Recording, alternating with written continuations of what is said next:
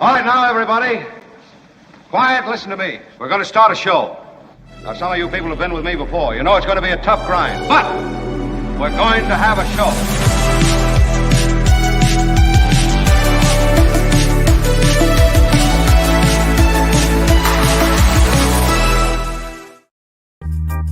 Hey, what up, everybody? It's our Big Friday show. That's right.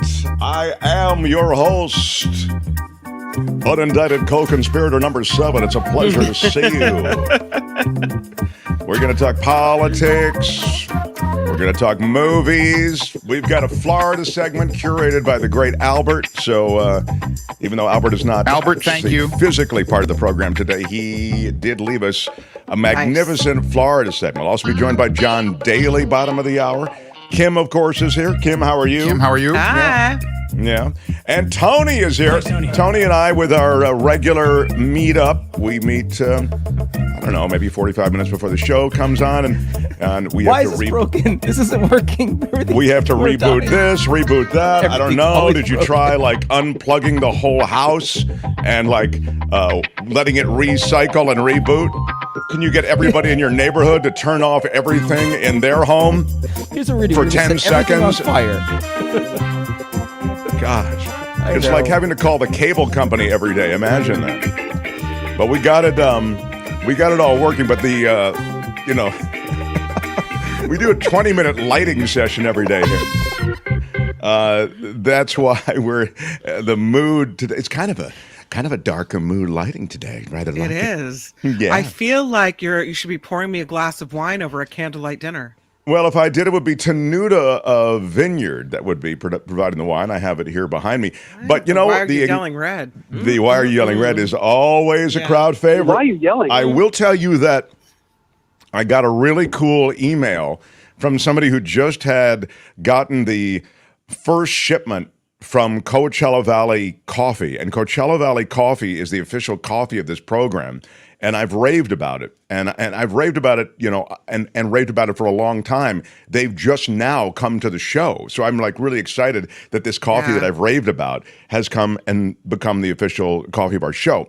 And I have to tell you that I mentioned in the context of dinner, because you'd chase the dinner at the end of the dinner, maybe you'd have a cup of Coachella Valley coffee. But I did get the greatest email. I love it when you recommend something. Yeah. And then people actually jump on board, and then they write you an email to say how great it is. Yeah. I have to share it. Let me share it real quick before we actually get started. I got Avila Shure coming. I'll hear a little bit Barr. Did you get I just sent you some more Barr stuff from that CNN interview. Tony, did you see it?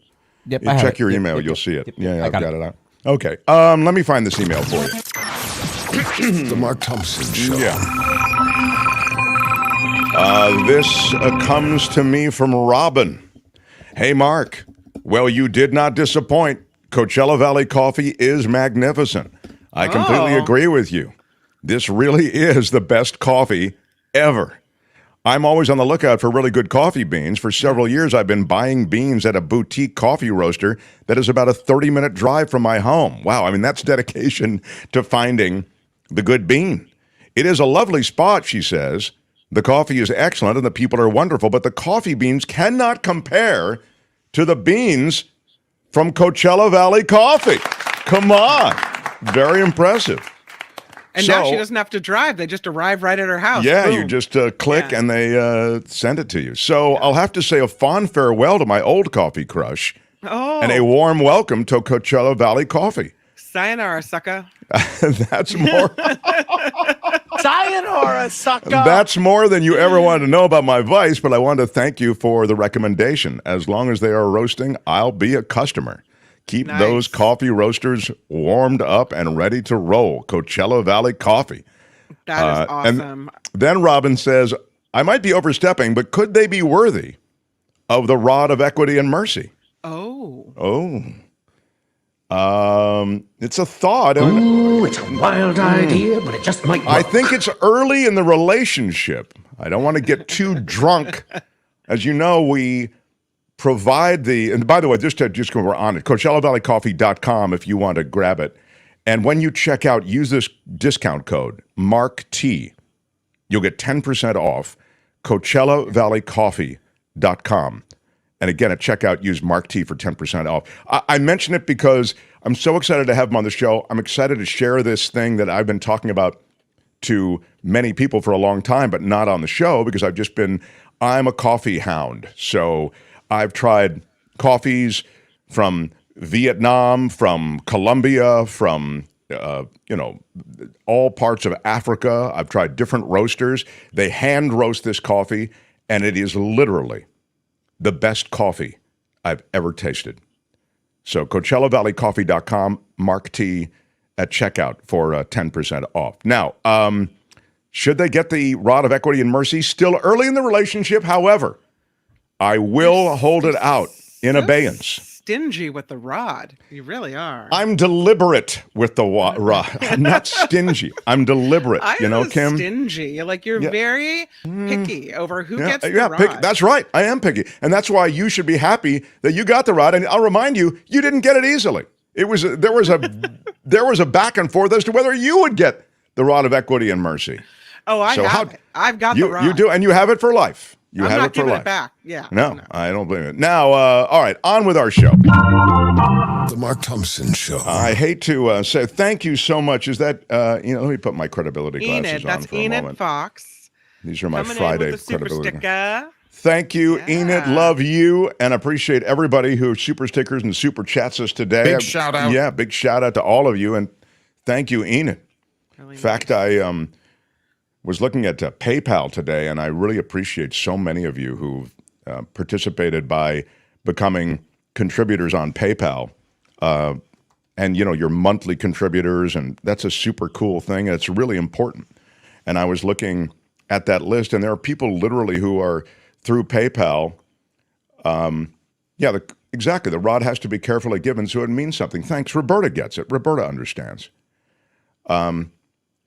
And there are people who are literally Linda and Cheryl and Terrence. These are all people on PayPal. Big shout out. Yeah, big shout out to all of them. And Joan. I mentioned Carol and Jane and David. David comes in for $100. Oh, wow. Jim and Janet. Just so grateful. And Kathy and Robin and our Celia and Kim. And Enid as well, who just contributed here, super sticker. And of course, we've got the Red Jack. So they're always sending us monthlies based on if they sell any martinis. What's the difference between getting the rod or getting the shaft? Renee, how dare you? How dare you, Renee? Question the power of the rod of equity and mercy. I mean, this is it's a privilege to get it. Do you know who I am? Exactly. I'm kind of a big deal. So that's that. But anyway, if you want to be part of our community of supporters, I so appreciate it. And we really are crowd-funded. You can find the crowd and you can find the means to support with a simple click. You go to themarkthompsonshow.com, you click on PayPal or Patreon, and you've got it. We want to say goodbye today. There it is. Thank you, Tony, for putting that up there, Kim. I want to say goodbye to an actor that you may know.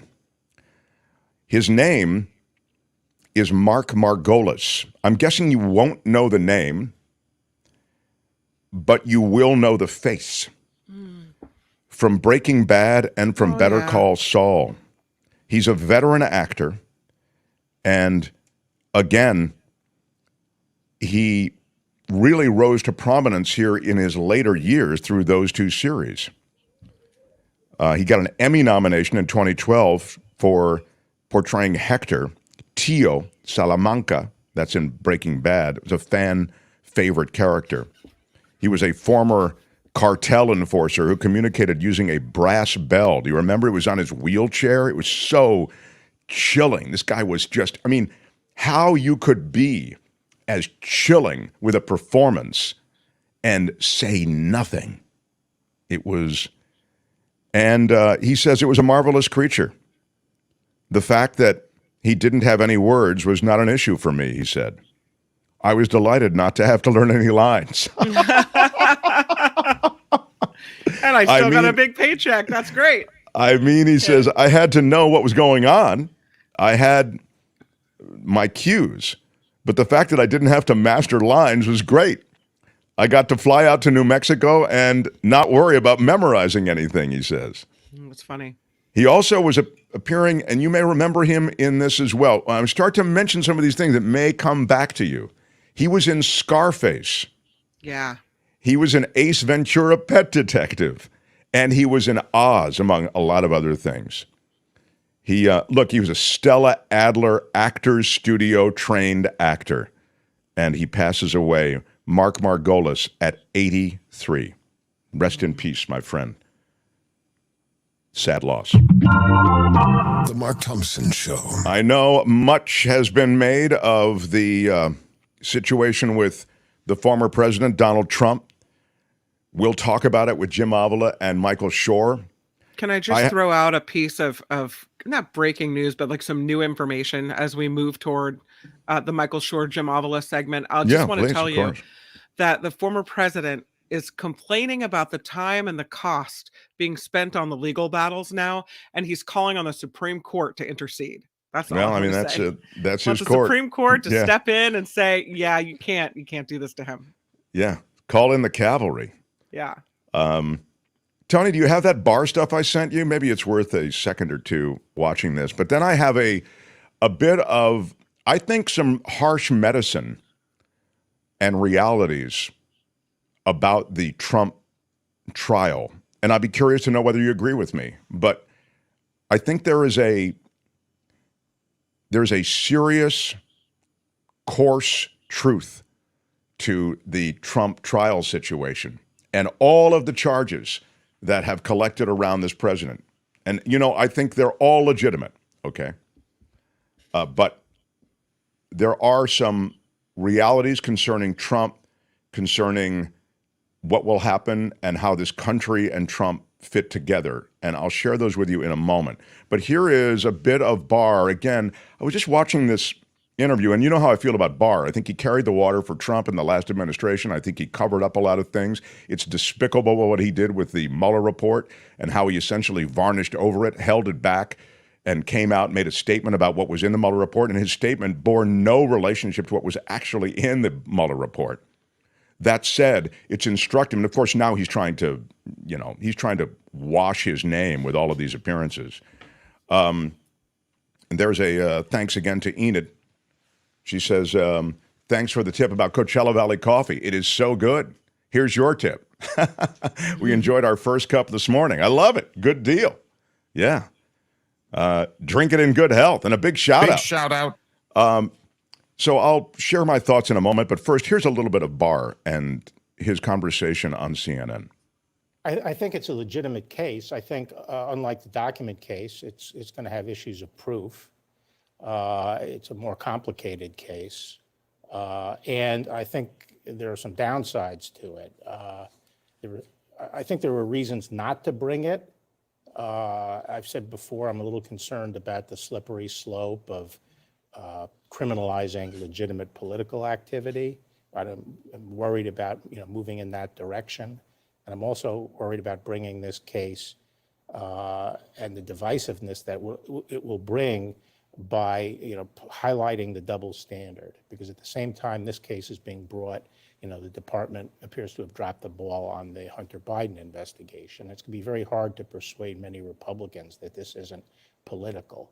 We'll talk about the Hunter Biden investigation, but I mean, when you do look at the indictment, do you think it's something you would have brought?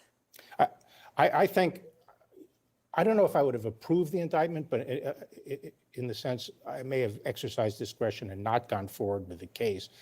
I'm also concerned about having this case going on during the election and diverting people's attention from the issues. Stop right now, Tony. I just want to speak. Everything he's said so far really speaks to the fact that I wouldn't have brought this case because of the political environment in America and because of the rancor associated with bringing this case to the public, to an already divided public. I bring this case and you have, and then he mentioned the double standard. And by the way, there is a bit of a double standard, I want to say, and please hear me out, on the Hunter Biden thing. The Hunter Biden thing is, can't hold a candle to what Trump did. Trump attempted a coup. The two cannot be mentioned in the same sentence. That said, I do think that Joe Biden, Hunter Biden's dad, behaved inappropriately, unethically, when he showed up on these calls, even though he didn't do anything on the calls. I mean, it's said by the key witnesses, all he did was just show up and go, hey, how are you? Yep, glad you've met Hunter, blah, blah, blah, good luck. The weather's a bit humid. I'm going to take a walk out and, have a tuna sandwich for lunch. It was literally almost that mundane a conversation that Biden had. But in showing up in those conversations, it helps create the illusion that was talked about with Hunter, having access, and that if you do business with Hunter, you'll have access to me. Again, now, shouldn't be mentioned in the same breath at all as a guy who tried to overturn a democracy, overturn an election, and remain in power. Cannot even conceive of the two being in the same universe. But to Barr and to Republicans, they check off on that, right? They're looking for reasons to essentially let their guy, the leading GOP candidate, to let him off the hook. Okay, but that's what that all was, I don't know if I would bring the case. I don't know. This is a tough time in America right now. So none of those things have to do with justice. They all have to do with the atmosphere in the country. Here's a little bit more. Go ahead, Tony. I think that it's not an abuse. The Department of Justice is not acting to weaponize the department by proceeding against the president for a conspiracy to subvert the electoral process. Which is what Trump's attorneys are saying. And they're also saying that he was just exercising his First Amendment right here. Do you think that's a valid argument in your view? No, I really don't think that's a valid argument because, as the indictment says, they're not attacking his First Amendment right. He can say whatever he wants. He can even lie. He can even tell people that the election was stolen when he knew better. But that does not protect you from entering into a conspiracy. All conspiracies involve speech, and all fraud involves speech. So, free speech doesn't give you the right to engage in a fraudulent conspiracy. The other thing that they're arguing, including John Lauro, Trump's new attorney, to me last night, was that they were simply asking the former Vice President Mike Pence to pause on the counting of votes. Mike Pence pushed back on that today, said that's not what they were asking him to do. Let's be clear on this point. It wasn't just that they asked for a pause. The president specifically asked me, and his gaggle of crackpot lawyers asked me to literally reject votes, which would have resulted in the issue being turned over to the House of Representatives, and literally chaos would have ensued. How strong of a witness do you think he'll be against Trump if he's called? Vice President? I think he'll be a very strong witness. He has the highest integrity. He's behaved with dignity and propriety all the way through this. You agree that they weren't just asking him to pause the counting of the votes, they were asking him to overturn the election? I wasn't around, but from what I read in the indictment, there was a discussion, and the president himself stressed that he would prefer him just to accept the votes in the panels that were pro-Trump, that it wasn't a question of just buying time. Yeah. The other argument that we're hearing is about who Trump was listening to at this time. Trump's attorney, John Lauro, said this of John Eastman. Mr. Trump had the advice of counsel, Mr. Eastman, who was one of the most respected constitutional scholars in the United States. This is Trump's giving attorney. him advice and guidance. He's citing John Eastman as this constitutional scholar, but we know in the indictment, it says Trump was ignoring your advice, that of other senior Justice Department officials, Pat Cipollone, the White House counsel, the Director of National Intelligence. Is it a credible defense to say he was just listening to John Eastman? I don't think that dog is going to hunt, as you say. First, as to people who had some knowledge of whether or not there was fraud, everyone was telling them that the election was not stolen by fraud. And then as to the issue of what he could do legally at that point, he went through all the lawyers, he wouldn't listen to all the lawyers in the department in various departments or the White House that had those responsibilities. Yeah, send me a lawyer who will agree with me. He would search for a lawyer who would give him the advice he wanted. But I'm not even sure you would characterize what Eastman said as advice. I mean, it'd be interesting to see, but I interpret what he was saying essentially was, well, it's unclear here and you can make this argument. I'm not saying the courts would accept it and so forth. And you act on that at your own hazard. Also, I don't think this defensive advice of counsel is going to go forward, because I think the president would have to get on the stand and subject himself to cross-examination in order to raise that, and he'd also have to waive attorney-client privilege. And what would happen if he got on the stand? I think it would not come out very well for him. Do you think it would hurt him? Oh, yes. Why do you think that? Well, because I think he'd be subject to very skilled cross-examination, and I doubt he remembers all the different versions of events he's given over the last few years. Do you think he knew that he lost the election? This last question. Do I personally believe that? Yeah, at first I wasn't sure, but I have come to believe that he knew well that he had lost the election. And now, what I think is important is the government has assumed the burden of proving that. The government, in their indictment, takes the position that he had actual knowledge that he had lost the election and the election wasn't stolen through fraud. And they're going to have to prove that beyond a reasonable doubt. Which is a high bar, of course. That's a high bar. Now, that leads me to believe that we're only seeing a tip of the iceberg on this. You think Jack Smith has more? Oh, yes. I would believe he has a lot more. And that's one of the things that impressed me about the indictment. It was very spare. And there are a lot of things he could have said in there. And I think there's a lot more to come. And I think they have a lot more evidence as to President Trump's state of mind. Okay. So that's a bit of Barr. I wanted you to hear a bunch of that because I think there's a lot there. I will say this about the thing that's often talked about. There's a high bar and, they've still got to make their case and all this kind of thing. I was reading a piece in Slate early this morning that suggested, yeah, it's a high bar, but, this guy, Trump, and then I'm going to get to the bigger issue in a moment. But let's just talk about the legal part now. Many analyses incorrectly describe the situation confronting these guys, Giuliani and the rest, as flip, that they didn't file an indictment, so now they've been placed on notice. Those analyses are wrong. They go through all of these different sort of talking head type points that we hear a lot about.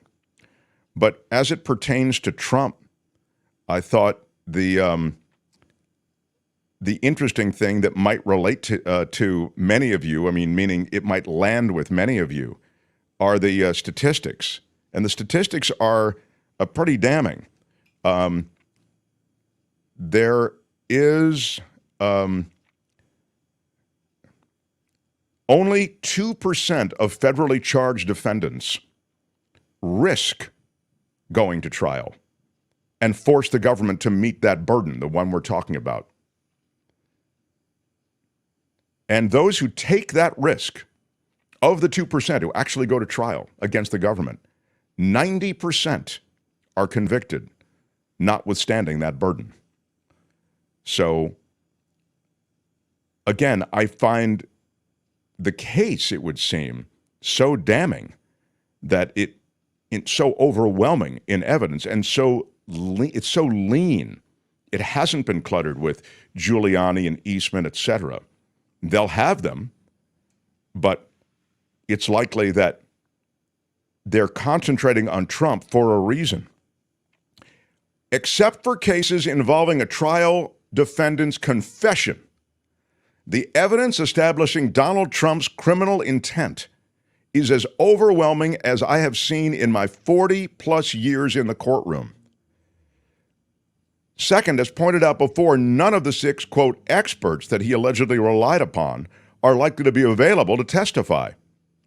So the only way the former president can rebut the mountain of evidence establishing that he knew he lost the election, and that his attempts to overturn the result were illegal, is to testify in his own defense and somehow convince a jury it was an innocent mistake. So I read that this morning and I thought, wow, it's a damning case against Trump. We hear about and that's from Robert Katzenberg. And I now want to get to a bigger point, and I will bring it up to Shure and Avila as well. To me, it's all about politics now.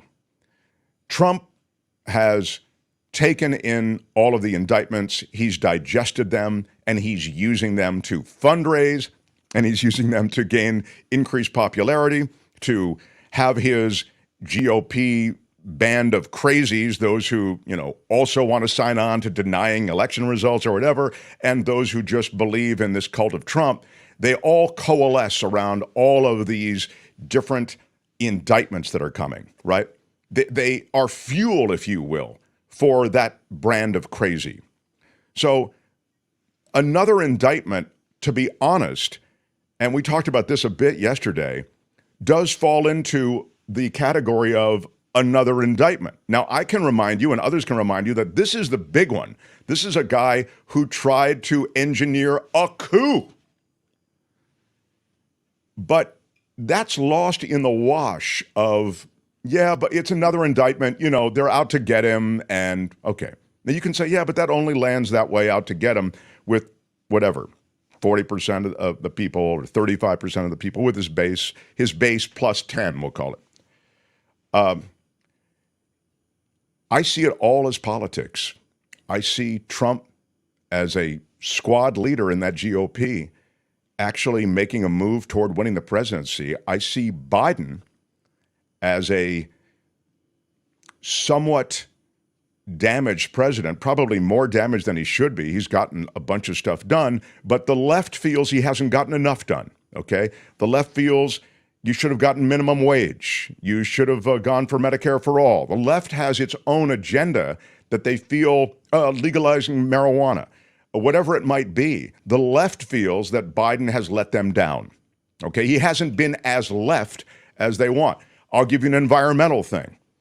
For all the talk about electric vehicles, for all the talk about these environmental things that are transformational as far as the Biden administration is concerned, they greenlight all of these projects, these drilling projects, in pristine land, in the same way that the Trump administration did. Maybe not quite to the same level, but to a disturbing level. So you add that on top of the other things, the left is disappointed. So you got the left disappointed with Biden, faced with the prospect of Trump. So the only thing you hope is that they go, well, we certainly don't want Trump, so we're going to go for Biden. But what is very likely is that they don't show up at all. This has been the problem, Democrats to rally those voters. So there is a scenario. You add a third-party candidate to it, and you've got yourself a real problem. I think, but again, we're going to hear from Jim Avila and we're going to hear from Michael Shure, and there you're going to hear opinions that will chill you out. They'll make you feel as though, no, Biden's going to win again, and Trump will not win. So we'll get to that. But my position is that this all comes down to politics. If Trump can win the presidency, and I don't know, there's a shot, 50-50 maybe, 60-40, how do you want to say it? And I know, well, look, he's the kiss of death, look at the midterms, okay. But if the anti-Biden stuff can get just enough momentum to suppress turnout, it's a very slim margin. And the aggrieved, victimized presidency, the Trump presidency, which was, beset by all of these libs going after him and going after that administration, they could ride to power again. It's scary.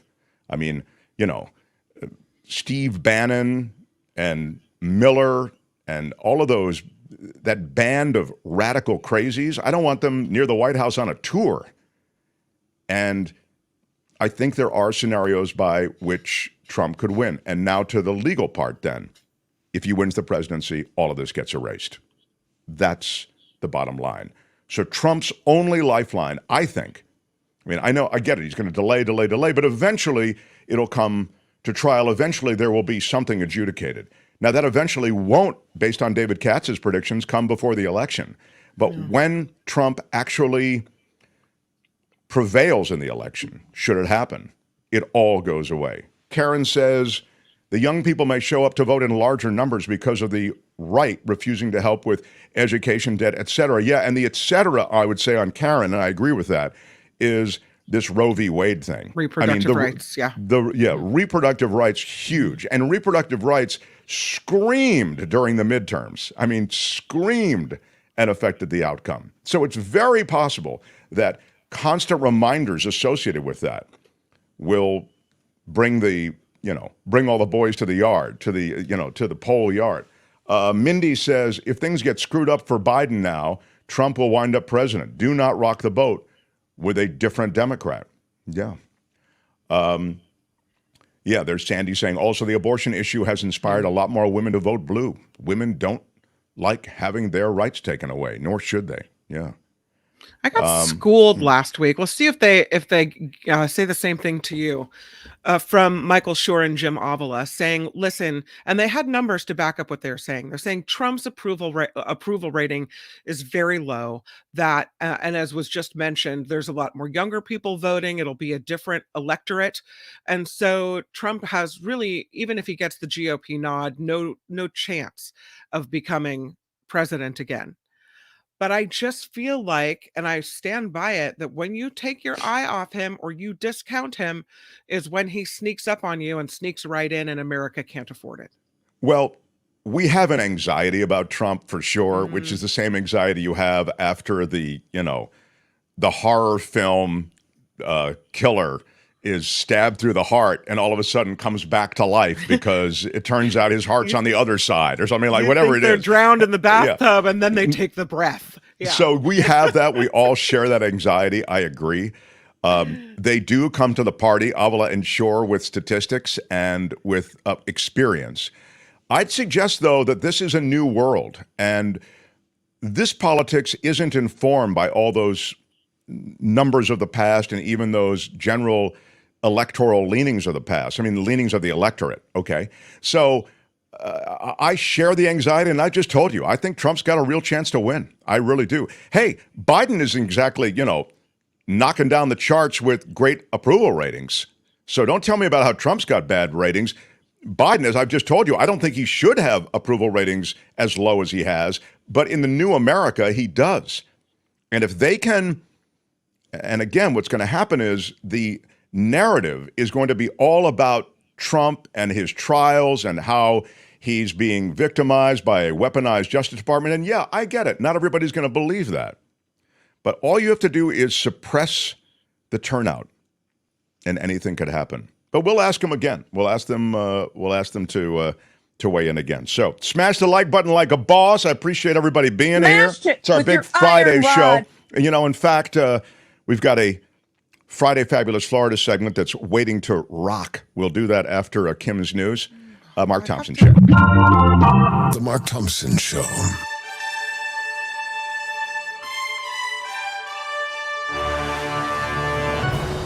On the Mark Thompson Show, I'm Kim McAllister, and I start this with a warning. If you get nasty in the chat, I will put you in timeout and I will ban you. That will happen. So if you come here to troll us, if you come here to offer another opinion, that's great. But don't come on here and get all, no, we're not doing that. I didn't see it. Oh my gosh. I took care of it. Kim rules with an iron fist. Well, I was given the rod of equity and mercy, and I choose not to show mercy today. Okay. Listen to me. I don't want to hear you. All right. That's right. 2 U.S. Navy sailors are accused of spying for China. The Justice Department announcing the arrest of 2 active duty members, 22-year-old sailor based in San Diego and a 26-year-old sailor based at a naval base in Ventura County, north of Los Angeles, were taken into custody this week. They are accused of sending national defense information to Chinese officials in exchange for cash. And now we have some new details about one of them. This is the 26-year-old petty officer stationed at Port Hueneme. Hueneme, am I saying it right, in Ventura Hueneme, County? yeah.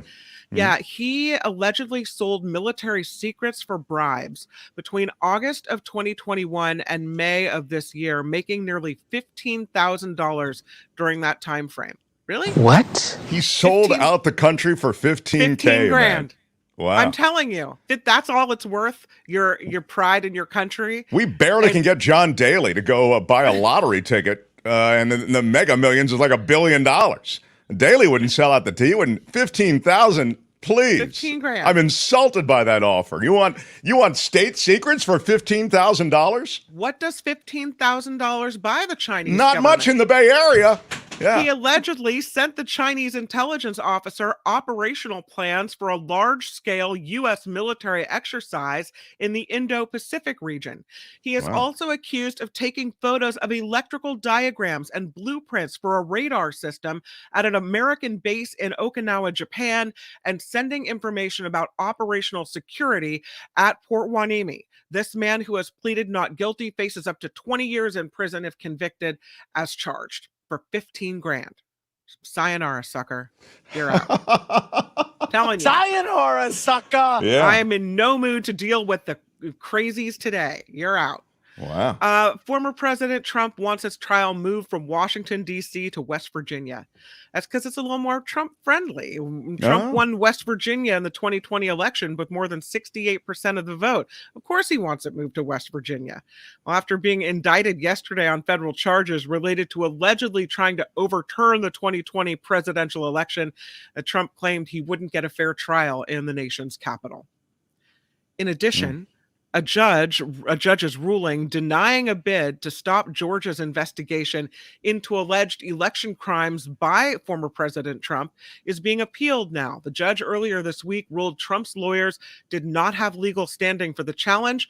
Trump has already been indicted in 3 separate cases over the past 4 months. Again, sayonara, sucker. You're out. Done with you too. Good day, sir. I'm in no mood. Reports say emergency rooms in multiple states are scrambling after a cyber attack. The attack appears to have hit facilities mainly in the Northeast. Services are being rerouted. There are no reports of deaths from this ransomware attack.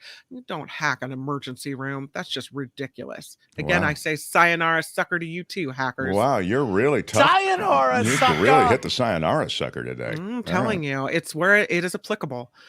U.S. employment and wage growth. Applicable is a ding word, by the way. I'll take it. Right. Thank you. I'll take my dings where I can get them. U.S. employment and wage growth both up, while the unemployment pretty much unchanged. New federal data showing 187,000 jobs were added in July, and wage growth increased to 4.4%. Unemployment remained at 3.5%. So for those who are keeping track of such things, yeah, that's what's going on there. Well, it's important. I mean, and this is what I would say the Democrats need. Yeah. They need a charismatic figure to bring some of these economic improvements to the media. It's sad, but I mean, politics is a popularity contest to some degree, and you have to have enough charisma and enough of a dynamic to communicate a lot of these small victories, even incremental victories. So I'd suggest that that information has to get out there, but the messenger is important. Let's move on to Wells Fargo.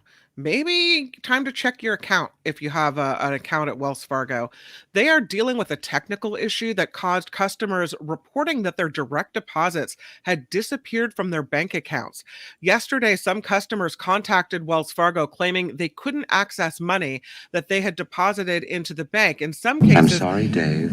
I'm afraid I can't do that. It's a technical thing. Yeah. Technical thing. Some people getting hit with overdraft fees after the money goes missing. Wells Fargo says, we know, and we're working on it. Everything is going extremely well. Okay. Helpful. Yeah, thanks, Wells. Convicted murderer Scott Peterson continues to file court petitions trying to overturn his conviction. This time, his defense claims there is a confession obtained by Peterson's sister-in-law from an anonymous man who says he and other people kidnapped Peterson's wife, who he was convicted of murdering, Lacey Peterson, saying she interrupted them burglarizing a neighbor's house.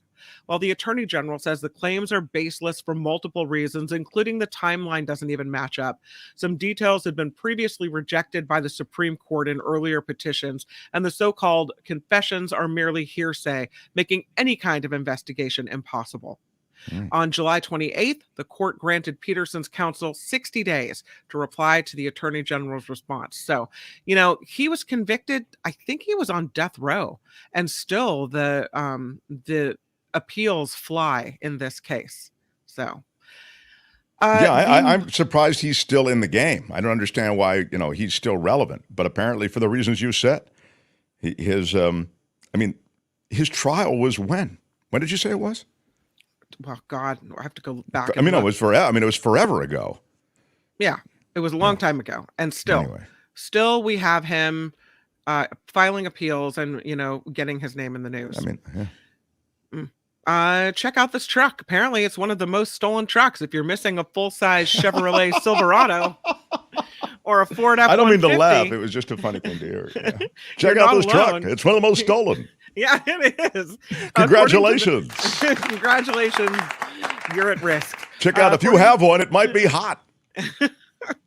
According to the National Insurance Crime Bureau data, the Chevy Silverado and the Ford F-150 are the top 2 most stolen vehicles in 2022. The Bureau reports more than 700,000 vehicles are stolen in the United States every year. So I guess if you've got one of these trucks, you're more at risk of being a victim of a vehicle theft. And lastly, you may have seen this actress before. Her name is Leah Remini. Oh, yeah. Yeah, you know Leah Remini, right? Sure. She was in King of Queens. That's right. And she was in she did a whole Emmy award-winning series on A&E about Scientology. Yeah. Well, speaking of that, the one-time Scientologist is now suing the church. Former King of Queens co-star Leah Remini suing the Church of Scientology yesterday. She claims the church has stalked, harassed, threatened, and intimidated her. Remini left this church 10 years ago. She's since been one of its most high-profile critics. She claims the threats and the harassment go back to 2006, and now she's asking for a jury to award her damages for economic and psychological harm. Wow. That's big. That's big news. I mean, that is sort of their MO. If you go after them, they come after you with their minions. I mean, that's what has always been represented as sort of the dark side of taking on that church. So you could argue that it takes big stones then to come out and sue them, because if she's already been threatened, harassed, intimidated, and stalked, this is probably only going to increase that with a lawsuit. So we'll see how it goes for her, but I hope I hope that it gets adjudicated and that she's victorious in this case if that has happened to her. Yeah, adjudicated is a ding word. Sure. I'm racking up the dings. Yeah, you're looking good. This report is crowd-funded, which means we rely on you. You can find us at themarkthompsonshow.com. That's where the Patreon link, the PayPal link are all located at themarkthompsonshow.com. And of course, the super stickers, super chat live here on The Mark Thompson Show. I'm Kim McAllister.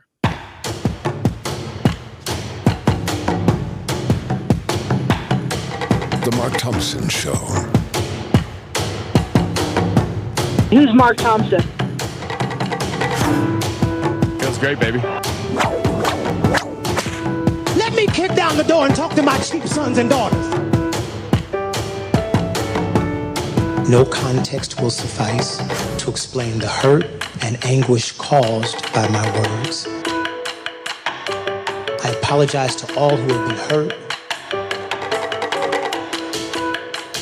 I stand corrected. I misspoke. My words upset so many people. And I wanted to apologize to the Asian community, the Asian American community. God bless America. The end. There's never been anything like this. Do I hit it long? Is Trump strong? Who is having that conversation? It's fantastic. That's not fake. That's real. The science is ridiculous. How would you handle this? We could try ignoring it, sir. If you get it in order, you get extra points. Listen to me. I don't want to hear you. You cannot say you love your country. Where are my weed smokers at? This is a word from the Lord, and he's not happy.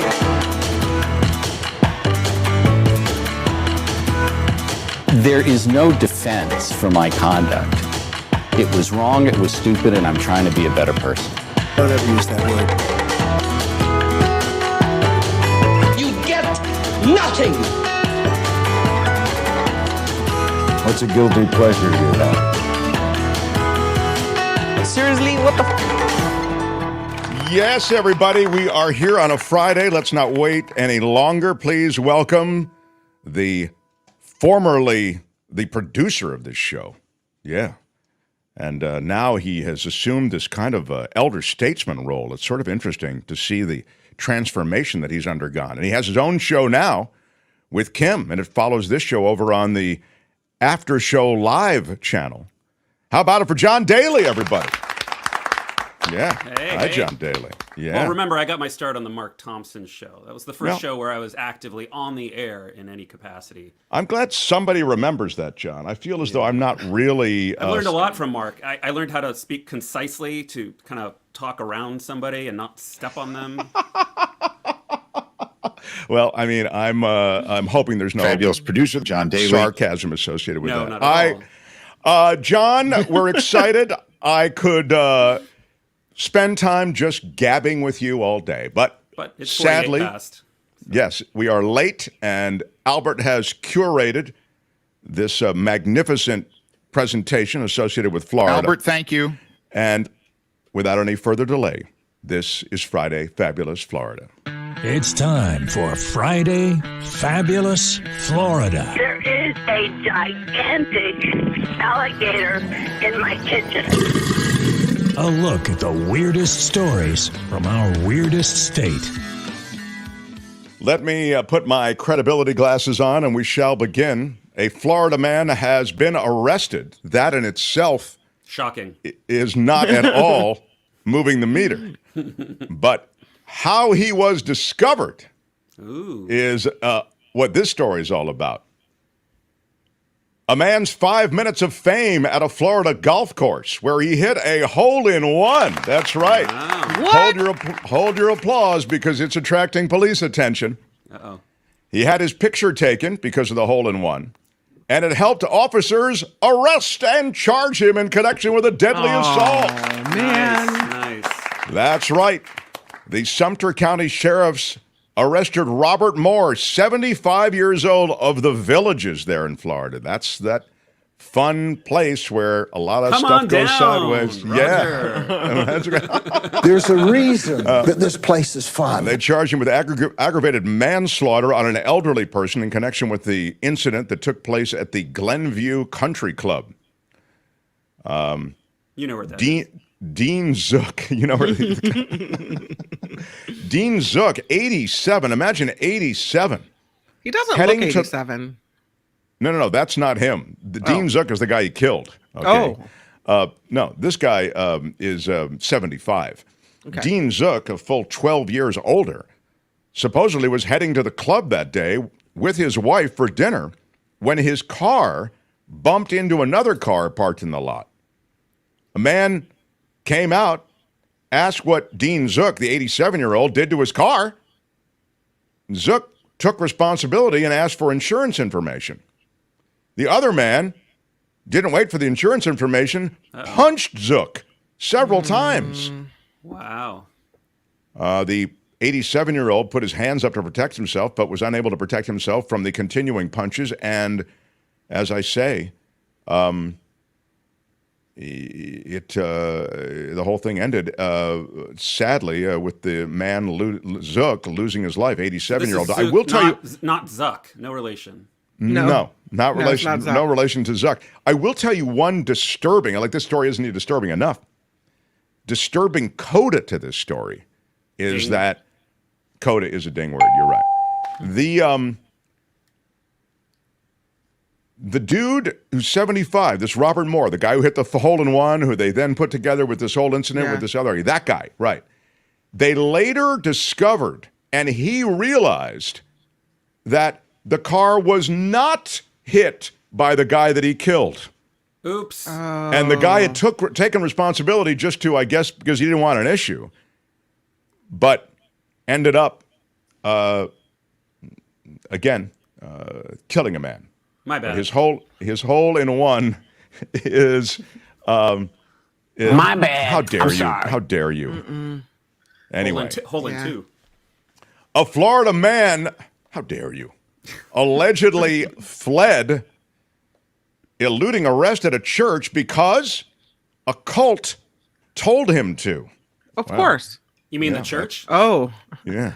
There he is. This is a word from the Lord, and he's not happy. He is now behind bars. He was allegedly spotted by deputies driving in circles in a church parking lot, subsequently fleeing and eluding arrest, claiming that a cult told him to. Yeah, he looks susceptible to that kind of thinking, I think. John Souza was arrested. I don't know about judging people based on their appearance like that, Kim, but I'll leave that to you. I'm sorry. Yeah. John Souza's his name, arrested on charges of fleeing and eluding a law enforcement officer. Active lights and sirens, they were chasing him. And eventually they got Souza. And after a chase, they found him at a car wash down the road. At the car wash. Yeah. What was the name of the cult? Was it the Episcopals?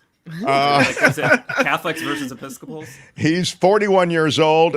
He was read his Miranda rights there at the car wash, and now he is in police custody. So that's Good day, sir. That's that. Yeah. A Florida woman's doorbell camera captures the moment that an alligator approaches her front porch. Oh, do we have video? This is awesome. I believe we do. Sweet. You'll note if you'll watch your YouTube monitor or Is this like the waving bear? Yeah, this is sort of. The alligator's not really doing anything except lurking out there. It's like Ding Amazon delivery. Candygram. I got your DoorDash. Yeah. Yeah. I don't see a place to put it. Are you home? I initially got the Ring doorbell, she says, for dog poop bandits in my yard. I guess those are, those that leave dog poop in the yard and they never Not the ones who steal it. Yeah, exactly. It's an odd, I would suggest rebranding what they're called. But she says, I get a lot of motion alerts from cars and people walking by. And then I heard my dog barking while I was sleeping at 4:30 in the morning. When I woke up, I checked my Ring camera and there is the visitor, a gator. So it's very strong, very strong. Yeah. By the way, an excellent resolution on the Ring camera, I might add. Good lighting. I love it. Do you have a moment of time to discuss our Lord and Savior? Yeah. I have some literature that I'd like you to see. Right. Not joining your cult. Right. Yeah. Yeah, Jehovah's Witnesses, John. Yeah, that's right. Meanwhile, on the other side of Florida, a Florida man is in custody, led cops on a 100-mile-an-hour chase. But the thing that perhaps is most fun about this is that he was driving, I believe, one of those Google Maps cars that, you see it there? We talked about this. This is yesterday on the after party. Oh, live, did you? Well, you can tell me this story then. Oh. It was a police pursuit of a guy who claimed to work for this, the mapping tech part of Google, and led Middletown police officers on a high-speed chase, all while a 360-degree camera was mounted on the roof of the car. I want to see that video. Yeah. Well, here's the end of the video. You see it there, but it was shot from another I was telling Kim, this is more like what Apple Maps would do to you, right? Tell you to drive off a pier. This is way beneath Google. Yeah, come on, Google. We have standards. The officer gave chase originally after catching up to the guy in the 8500 block of West US 36. You know where that is, John. Exactly. Distribution center for full. The officer chased him into Madison County. The driver slowed down before running a red light. And then they turned the Google car south, the driver did, and finally drove through a yard and crashed it into a creek and got stuck there. So a fine way to stick the landing. That's the most important thing. Congratulations. A Florida man in Okaloosa County claims to have an explosive device when family members try to evict him. Yeah, he was arrested after he claimed to have an explosive device. Family members wanted to get him literally out of their home, evict him. There he is. There's a picture of him in... Do you think he had it like ready to go? He's like, I don't know what this is for, but I'm going to need this. He made statements indicating that he had an explosive device, told members to get the bomb squad.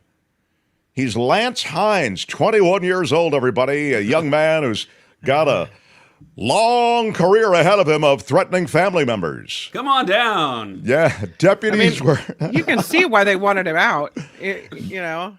Yeah, he's not dressed for success, but, I think he cleans up probably very nicely. But this is a clear misstep.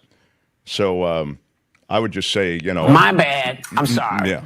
He was charged with making Mark merch, maybe a beanie. Yeah, if he was wearing a Mark Thompson Show T-shirt, he'd be in better shape, or a hat. Yeah. A Florida man has sued Disney now for $50,000. He's saying that he fell off the Disney World Resort ride. Uh-oh. And it caused him severe and permanent injuries. How do you fall off the Haunted Mansion ride? That's ridiculous. I mean, it doesn't even go that fast. You're in a little buggy rolling right along. How do you fall? What are you doing that you fall out of the buggy? Is the man's name Ron DeSantis?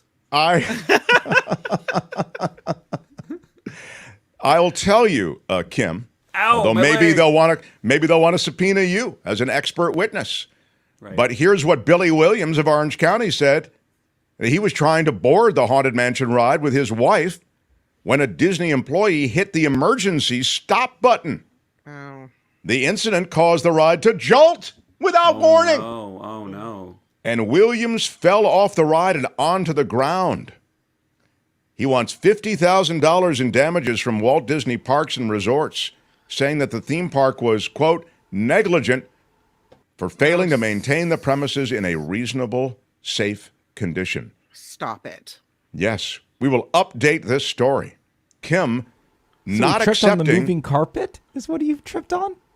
That's the only thing? No, they pushed the stop button, I guess. Yeah, whatever. so he was trying to get in the ride. Right? The little clamshell. Exactly. They call it... The little it's conveyor not a belt clamshell. It's the Haunted Mansion. Does no one know what it's called? Get it right. No, I'm saying you're sitting in one of those clamshell people movers. No, I know you. I know you're right about that. But everybody in the chat, you know what it's called. You know what the Haunted Mansion clamshell is called. Yes. It's called a doom buggy. Everyone. Yeah, doom buggy. Right. Yeah. My bad. Yeah, exactly. I'm just saying. Let's know our Disney terminology, please.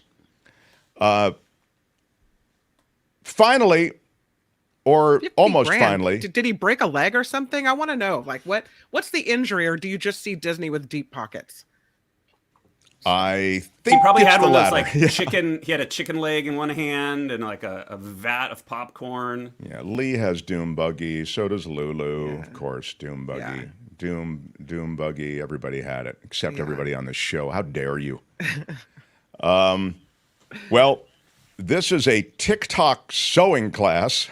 Oh. Well, that sounds exciting. And she's teaching this TikTok sewing class, this woman. It's a fun Friday night. Yeah. And, There's never been anything like this. Jan Wessner is a sewing blogger who was recording an instructional video on TikTok. And I don't mean to laugh. It's just so bizarre. Here she is. Do we actually have the video? Here she is. You'll see so she's showing everybody this is the pattern. And boom. God. Yeah. It's a car crashing into the wall of her home. You see it there on the left of the, yeah.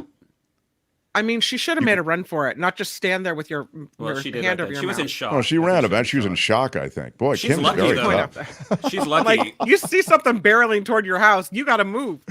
If that car was a little to the left. Yeah, a video shows, again, for those who are listening on the podcast, things are falling off the wall of her home. You see her in the foreground, and she does run. But we see from an exterior shot that there is a car that jumped the curb over her front yard and slammed into her house. It's brutal. Yeah. So this is a car that ran a stop sign, hit a drainage ditch, sent it airborne, landed about 4 feet from the house, and then cascaded into the house. Oh, and to be fair, when you hear a noise and you're looking the other way, your first thought isn't like, "Oh, a car is flying into my house." Yeah, you live where she does at that intersection where there's a stop sign and your house is at the end of the street. That better be your first thought. About a month ago, I see. You think it's a dangerous location. All right. Well, about a month ago, a truck got in an accident on the corner here and slammed in the corner of an apartment building. Front of the truck just gone, horn blaring.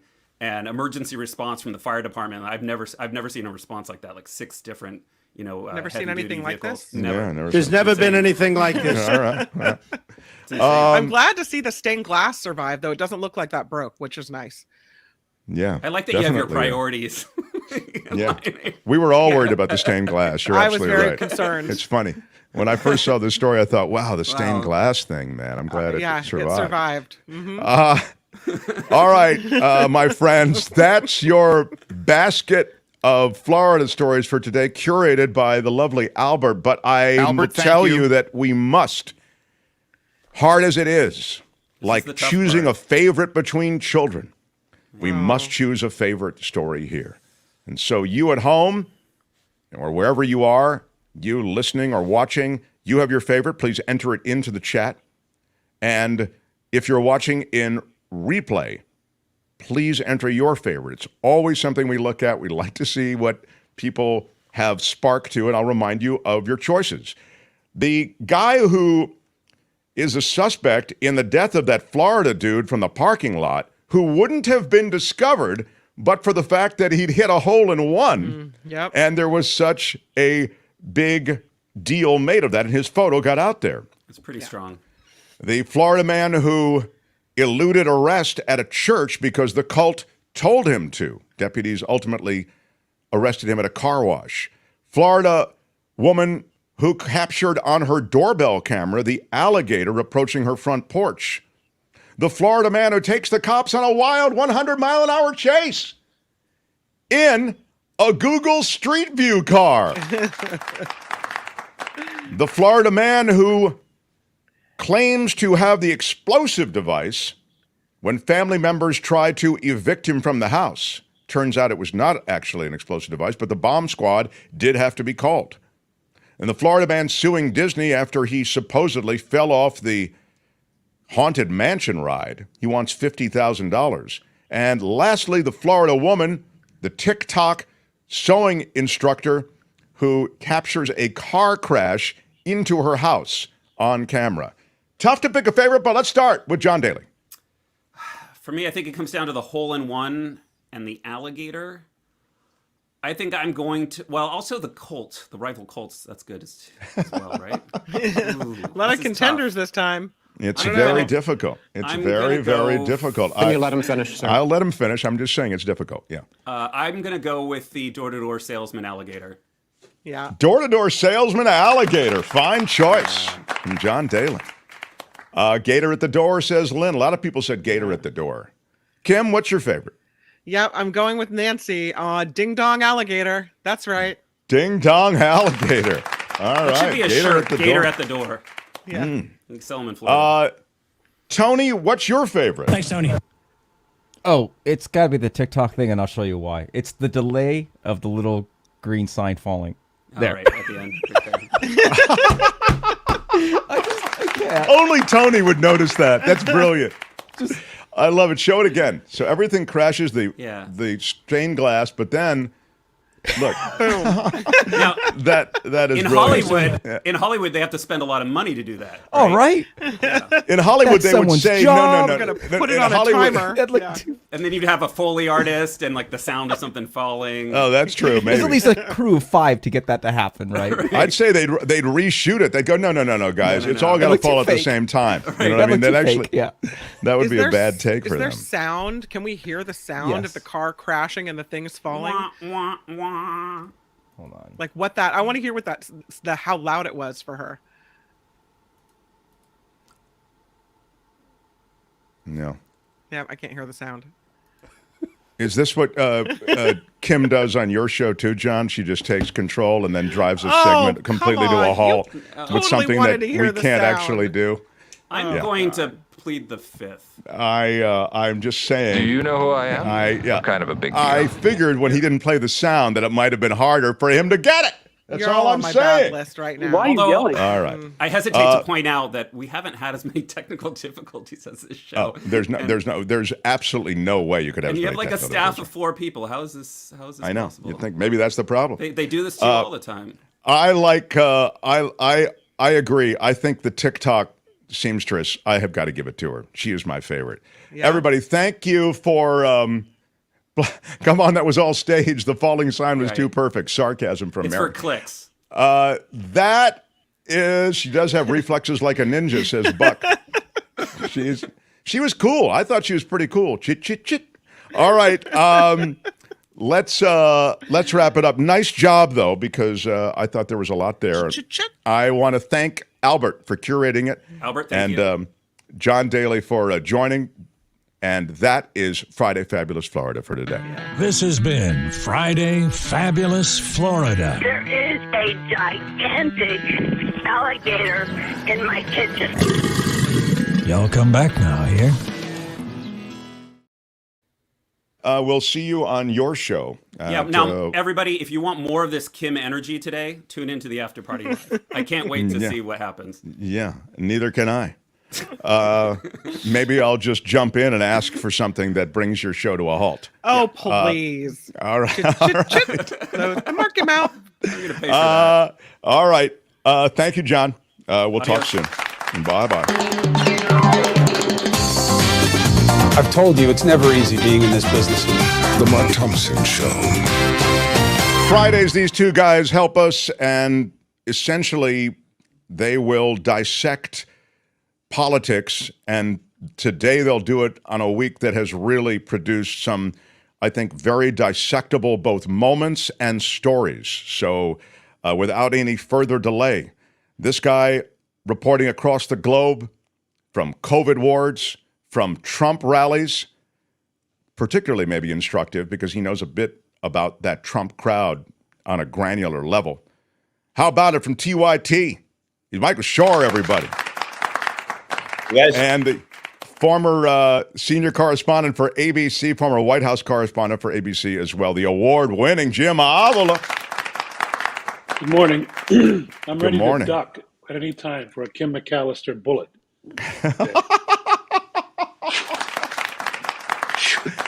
Kim, she is on fire. She did mention in the last hour having spoken to you guys last week, and then I actually got an email along these same lines suggesting that you guys made people feel easier about the upcoming general election and the fact that Trump you didn't think was going to carry it.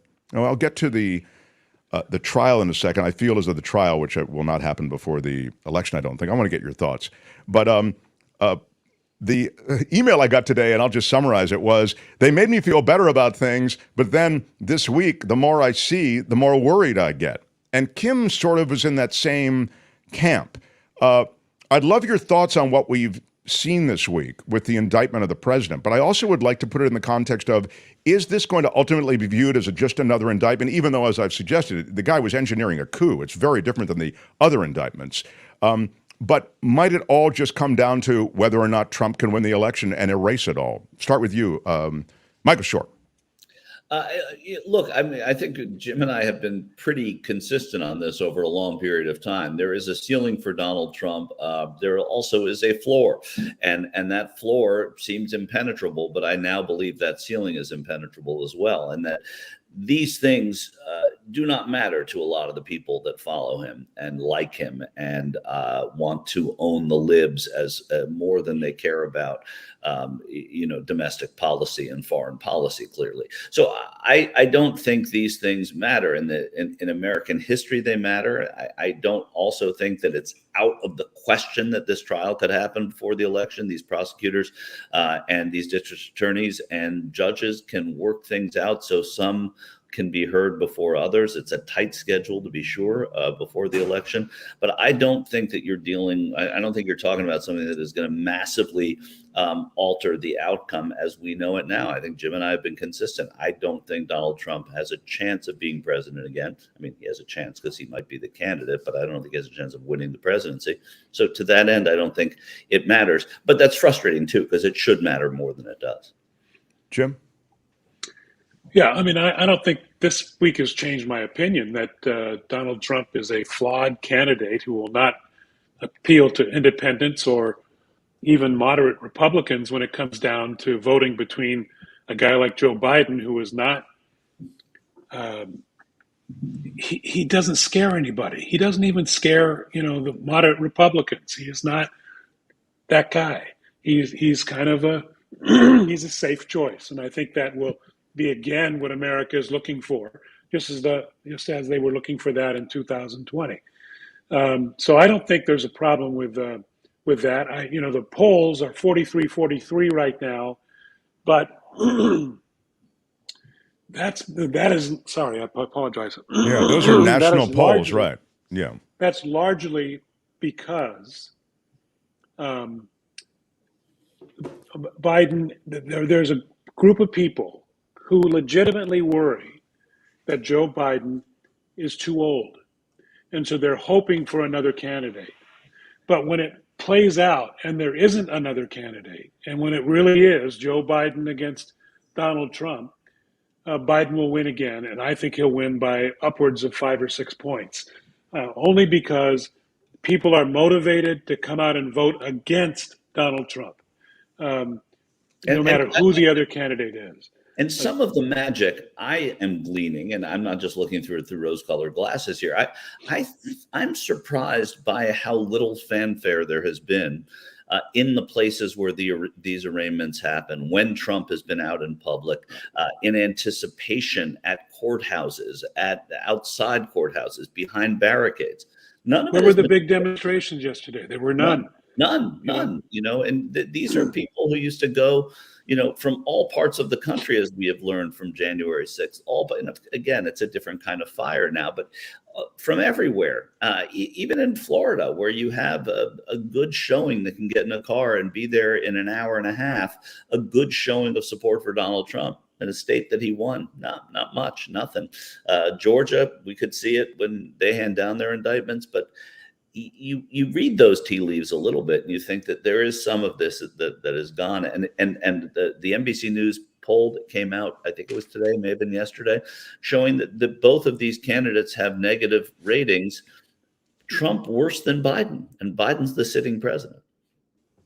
Yeah, it's just what I'm more concerned about is that when I was watching yesterday, Mark, and I texted you a little bit about this, and I'm interested to see what Michael has to say. So I worked at network news, both NBC and ABC, was very involved in their nightly news programs, was the lead reporter on both, was involved in all the meetings that go on before we get on the air. And I was very disappointed in what the networks did yesterday, all three of them. They had less than entire segment, covering this historic, never happened story. I hate to sound like the old man, but when I was there, when Brokaw and Jennings and Rather were anchoring these newscasts, they would have blown out the whole first half hour, added a half hour for the affiliates. They could take it and get the rest of the news if they wanted to. It would have been a special edition. This, we can't, there are lots of angles that were not reported yesterday. We didn't hear a story yesterday on the evening news about how none of the Republicans in the Congress were quiet. We're standing up. Most of them were quiet, not saying a word. That deserved analysis. People needed to hear that. They needed to hear from the crazy Republicans as well about what they were doing, because, and we needed to know more about the history and how important this was. I was very disappointed in what they did. Yeah, I totally agree. I've never even heard of those people Jim was referring to, those network people. but But no, it is it's a generation gap. Yeah, it is. And I think it is the effect of Trump too that dictates that, how we care about some things more than we did, because he has derided the news industry for so long that they're now afraid of themselves, overdoing it. They're afraid of overanalyzing it, of being seen as biased. And I think that's some of the success of Trump. This is a great point. Excuse me for interrupting, but first of all, derided is a ding word. But I do think that derision that you talk about, he's applied to two things that are very pertinent. One is the media, that's what you've just talked about, and the other is the legal system, the weaponized legal system, right? So you have the intersection of two things that Donald Trump has helped run down in terms of credibility. Could you speak to that, Jim? Well, he went after, from the beginning of when he took office, he went after every institution in this country. He went after the media, and he, tried to diminish it so it couldn't criticize him, or the criticism wouldn't carry any weight with his supporters. He went after the courts. He diminished the Supreme Court to a political entity, to a point now where nobody really has, very few people think it has credibility. He went after our election system and began deriding it from the beginning, and that way he could complain when he lost. So he went after all of those things. One of the ways you see in the media yesterday that I was a little disappointed in both CNN and MSNBC. MSNBC, by the way, had the biggest audience of all last night, bigger than Fox. But what I was disappointed in them was, I thought their news judgment was clouded when Trump had just been indicted in a very serious charge. He goes to the airport. They carry his motorcade, all that other stuff. He gets out of the car and starts to speak, and they cut away because of previous things. That's not smart. This is a guy who's just been indicted. He has a reaction. The American people should have heard that live. They heard it after a few minutes. They taped it and went on later on. But this was not a rally. This is one of those occasions where he deserved to be heard about what he had to say about being indicted. Michael? Yeah, I agree. And going back to your question, Mark, the justice, he did go after every institution. Going after the Justice Department is not new to Trump. He's had more opportunity to, because the Justice Department has gone after him more. So I think I don't equate what he has done to our industry with what he has done and what an American president who has members of his cabinet or himself under investigation, because we've seen it. Jimmy Carter had Burt Lance. The Reagan people had a bunch of people. The Clinton people had people that were under investigation. That happens, and the administration always says, "Well, that this is politically motivated. It's a witch hunt. It's a wild goose chase." All of the things we've heard from Trump, but we hear it so much from Trump because there are reasons, and there are 4 different states that are going after him, or 3 in the federal government. So I think that's what makes it different. But the journalism part, it's going to take a while to go under those band-aids that are on right now and really fix the problem. If you think, yeah, go ahead. If you think, let me just one final point. If you think the Justice Department wanted to go after Donald Trump, a former sitting president, you're wrong. The last thing they wanted to do was cause what's happening. They weren't looking to get this guy. They waited 2 years to go after this guy. And the Justice Department is very careful. As you pointed out earlier, Mark, I heard the statistics, and I know this from covering courts. If you're indicted by any court, but especially by the federal government, you're going down. 90% of their cases result in convictions, and out of them, 90 out of the whole entire body, 98% of them are settled.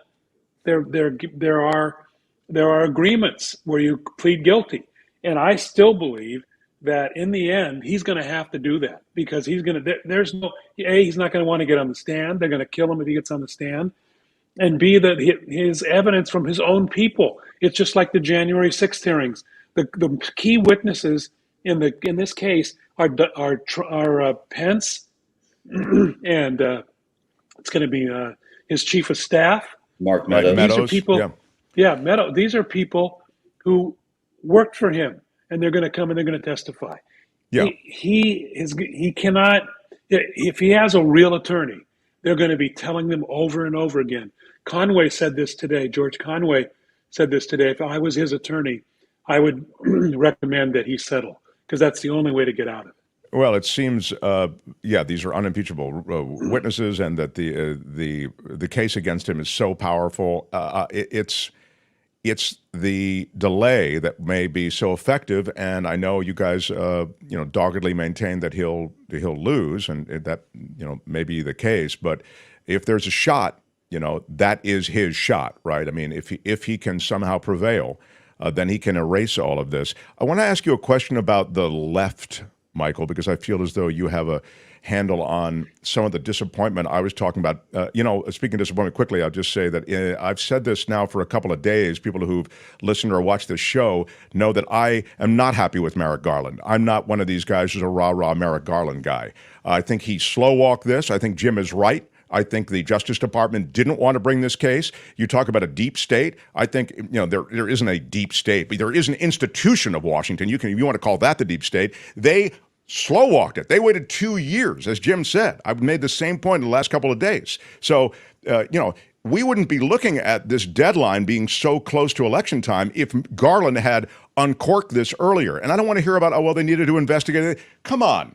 The information was all there. They put together a congressional hearing with it. There was plenty of information, particularly in these charging documents, when you look at who they spoke to charge Donald Trump. So I'd suggest that the delay is part of the institution of Washington being reluctant to charge a former president. Now to the left. Michael, you're in touch with a lot of the progressive movement. And I feel as though, I was making this point in the last hour, the progressive movement feels let down by Biden for any number of reasons. They let him down on, he let them down on minimum wage, Medicare for all, et cetera, et cetera, et cetera. Promises not kept, even the drilling. Tell me if that left will still show up on Election Day. Well, I think they absolutely will, and I don't know that. I think there's a lot to preach to the left about how Biden didn't let them down, how the Senate let Biden down. Not on all those issues, and maybe conveniently because maybe it isn't part of the core of Biden, and maybe going too far to want to the left pole is not where the president wants to be. And history has said that. I don't know that I agree, but history has said that if you moderate at an election, you're in a general election, you're in better shape because the independents are the ones that are the ones who are in play. How big the independents are, I'm always dubious about that because I always think, I think they overinflate independent voters. Another conversation for another time. But I think that they, in a way, they've been chastened by what they learned in 2016, and they also don't have that candidate around whom they are coalescing either. So it's a different energy around progressivism this time. Getting young voters out when you have an 80-year-old and a 77-year-old, which if things keep playing out this way, is going to be tough regardless. And the Democrats are going to have to make a big case for that.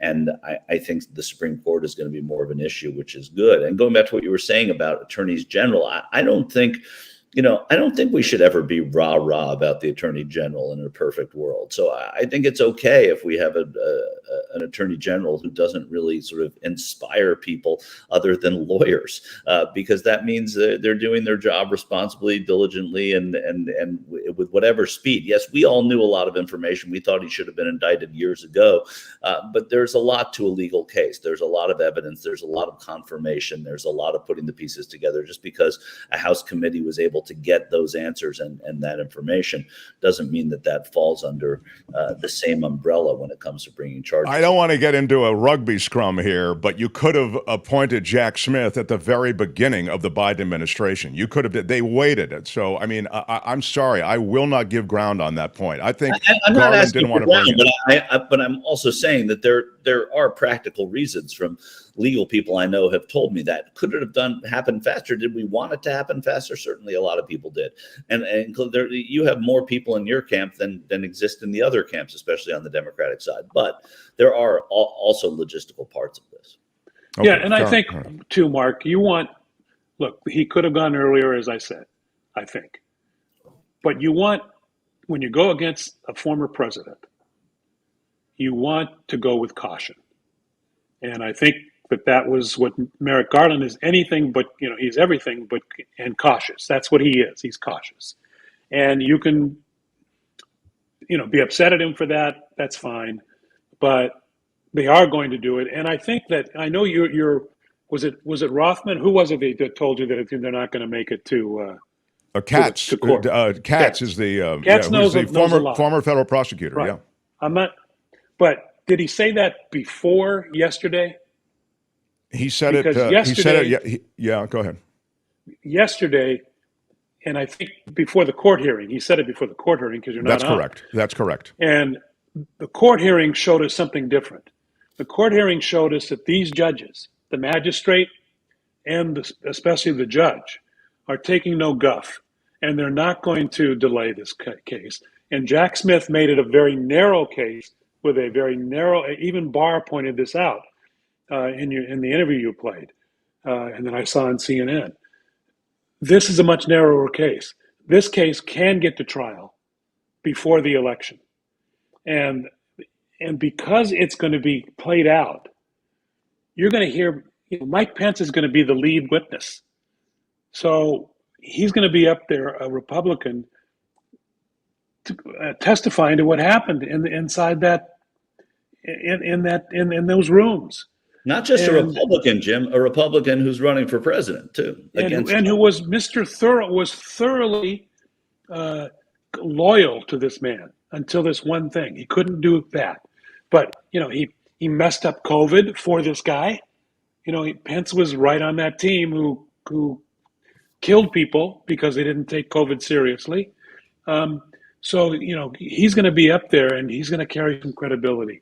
And I think that this trial is going to happen. I think he's going to be found guilty before the election, or he's going to settle. Wow. Now, I'll remind everybody, there'd be no settlement possible without the proviso that he not run. You're not pleading to this case and making a settlement, Jim Avila, with any kind of open door to gain the presidency ever again. No, I think it's stay out of public life. Stay in Mar-a-Lago with an ankle bracelet for a period of time. I think that you take away his passport. I think he's treated. All he gets is his freedom. He doesn't have to go to the big house. But there's also a political reality that makes that not as appealing to Democrats as we may think here. Because it eliminates Donald Trump. The risk there is that Joe Biden's your candidate. As a Democrat, and the Republicans don't have the burden of Donald Trump, and they nominate someone who could win independent voters and win the presidency, and it changes that election. So the hurrying for that kind of a settlement, I don't think, is what the politicians necessarily want on the Democratic side. Oh, that's an interesting point too. That there are. It's a more complex picture than just the legal side. And that's kind of what we've been saying here. That's why the politics and the law Venn diagrams overlap. I want to be clear, just because I'm seeing it in the comments. I think Merrick Garland had an investigation going. What I'm talking about is, in my judgment, slow walking the appointment of the special counsel. Then he turns out whatever investigative materials there are to that special counsel, and then the formal charges are ultimately brought, as we've seen. That whole process, I feel, could have been sped up by a couple of years. All right, but Mark, can I just? Yes, please. Go ahead. If Democrats had come into office and that was what they did, it would have stolen the headlines right from the outset. I think people wanted to see the country corrected as well, the economy improve. It sounds hokey and it sounds dull, but that's part of what the administration at least wanted to do. They didn't want to be a presidency about the indictment of a former president. They weren't. There was legislation, and there were initiatives, and there was success and failure. And then this was happening as background music. Yeah. And to Michael's point, when you look at what the Republicans are doing, they're spending all their time talking about, with investigations and everything else, getting nothing done. Biden got lots done in those first 2 years. And I think Michael's right. That was important. And I'm sure and I don't think Biden was on the phone to Merrick Garland telling him to prosecute this case now. And I think that was a wise move. I think he's given Garland independence. I'll give you guys the last word on this for now. I'm sure we can go around and around more in the future. So grateful for your time, guys. Thank you, Jim Avila. Thank you, Michael Shure. And we'll see you next week. All right, so long. Or at the next indictment, maybe. We'll have a... Better come sooner. Right on. I've told you it's never easy being in this business. The Mark Thompson Show. The Mark Thompson Show. Yeah, you can never say it. Say it, say it loud and proud. I'm so grateful for those guys and for all of you for joining us every week. We've had really good growth with this channel, and it's a process, and I appreciate all your support. We're completely crowdfunded. Smash that like button like a boss. With your iron Give me a rod. thumbs up. And if you haven't yet joined our community of supporters, I encourage you to do so. You can go to The Mark Thompson Show at it's themarkthompsonshow.com, right? Isn't it, Kim? And then there's Patreon and PayPal. That's themarkthompsonshow.com, Patreon, PayPal. You even got links to the podcast there, Mark merch there. It's all there. Yeah, baby. It's all there. All right. Kim's news awaits you. Oh. And then the culture blaster. Michael Snyder. It's exciting. But hang on tight. We're not done. Mark Thompson Show. The Mark Thompson Show.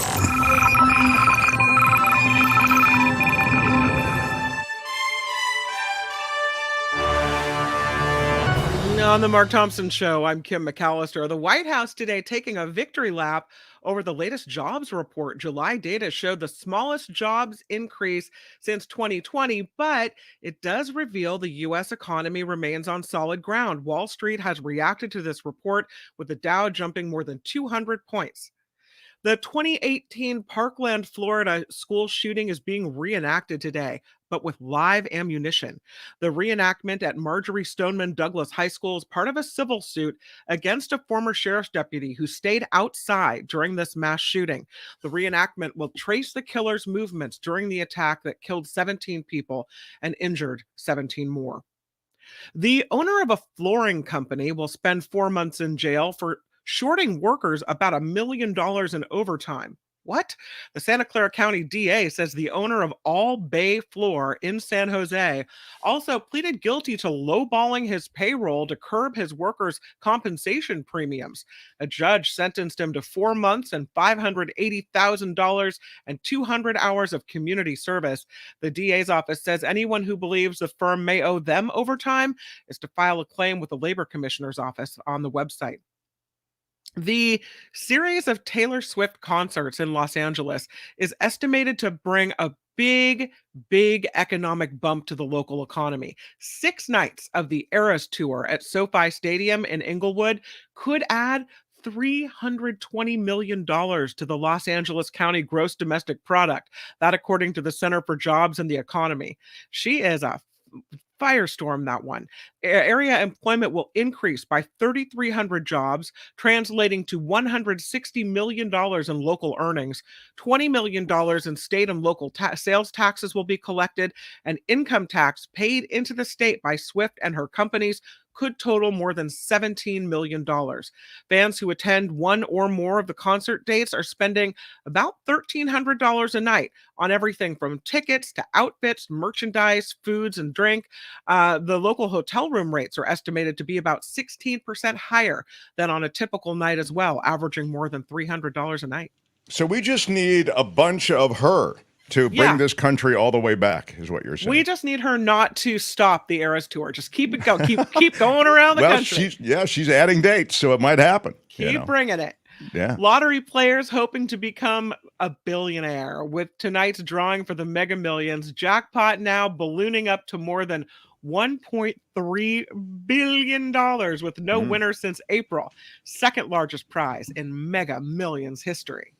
And in sports news, the Big Ten reportedly expected to add the University of Oregon and the University of Washington. The reports come in as the Pac-12 conference is expected to fall apart with multiple teams leaving. The University of Southern California and UCLA bolted for the Big Ten months ago. What happened to the Pac-12? Man. Kim is agitated about sayonara, sucker. I mean, she's really she's Y'all can all go to hell, and I'm going back to Texas. I guess they are. They're all As Mark mentioned, this report is crowdfunded, which means we rely on you. You can find us at themarkthompsonshow.com. Yeah. Again, Patreon, PayPal link, all up there ready for you. And the super chat is live and raring to go here on The Mark Thompson Show. I'm Kim McAllister. Yeah. All right. They had to close down an entire radio station to silence him.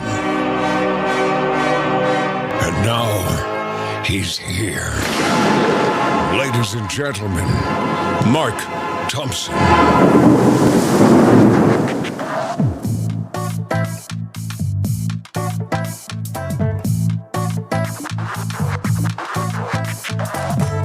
Good day, sir.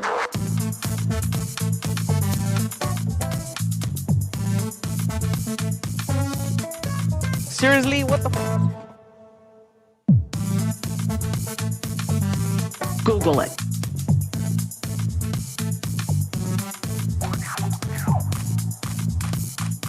Straight up right in, no problem. Morning. I'm wildly enthusiastic.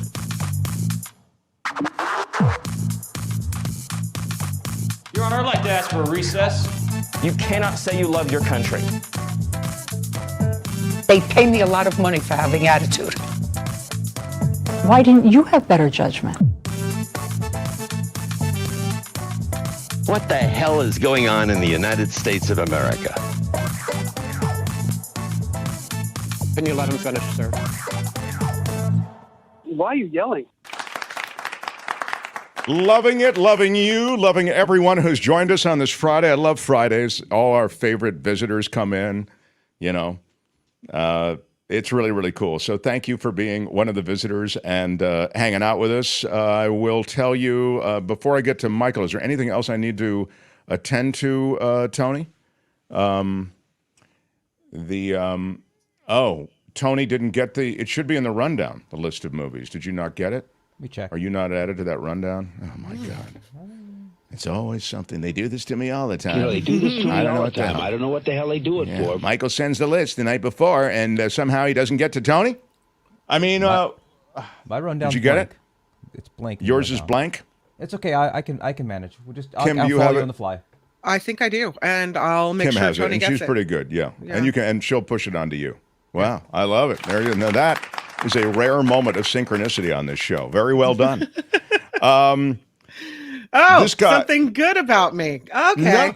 No, I'm a big fan. I'm a big fan. Yeah, I mean, do you have a secret talent? You do have a secret talent. It's sending the rundown to Tony, and so I appreciate that. Now let's without any further delay, please get to a guy who is an expert on music, a lover of film. He likes the DC universe, the Marvel universe.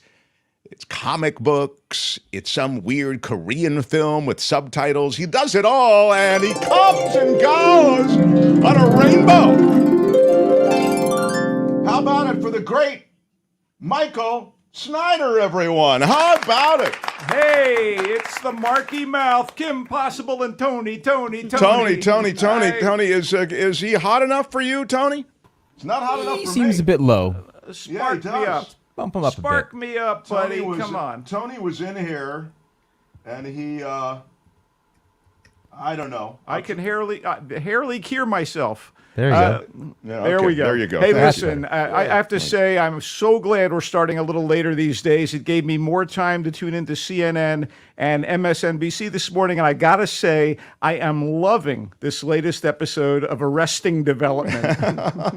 There's never been anything like this. Do you remember when like Gary Hart and Thomas Eagleton were considered unfit for the executive branch? Yeah, that's right. One guy was partying on a boat, the other one had a few mental issues. Yeah. Now, anything seems so goes, quaint. Yeah. baby. Yeah, that was all like Mr. Rogers' Neighborhood compared to this. I say yes, my friend. It's been kind of tough. It's been a rough week. Yeah, or so. For those of us who follow popular culture, there have been a number of, shall we call them falling stars? I don't know how else to put it, but we lost Sinead O'Connor, the great singer-songwriter, the brave, the valiant, and not only did Ireland lose a favorite daughter, the music industry lost a force of nature and a beautiful voice, and we lost Pee Wee Herman, Paul Rubens. And it's remarkable how somebody known as Pee Wee had such a big, big impact on so many people, myself included.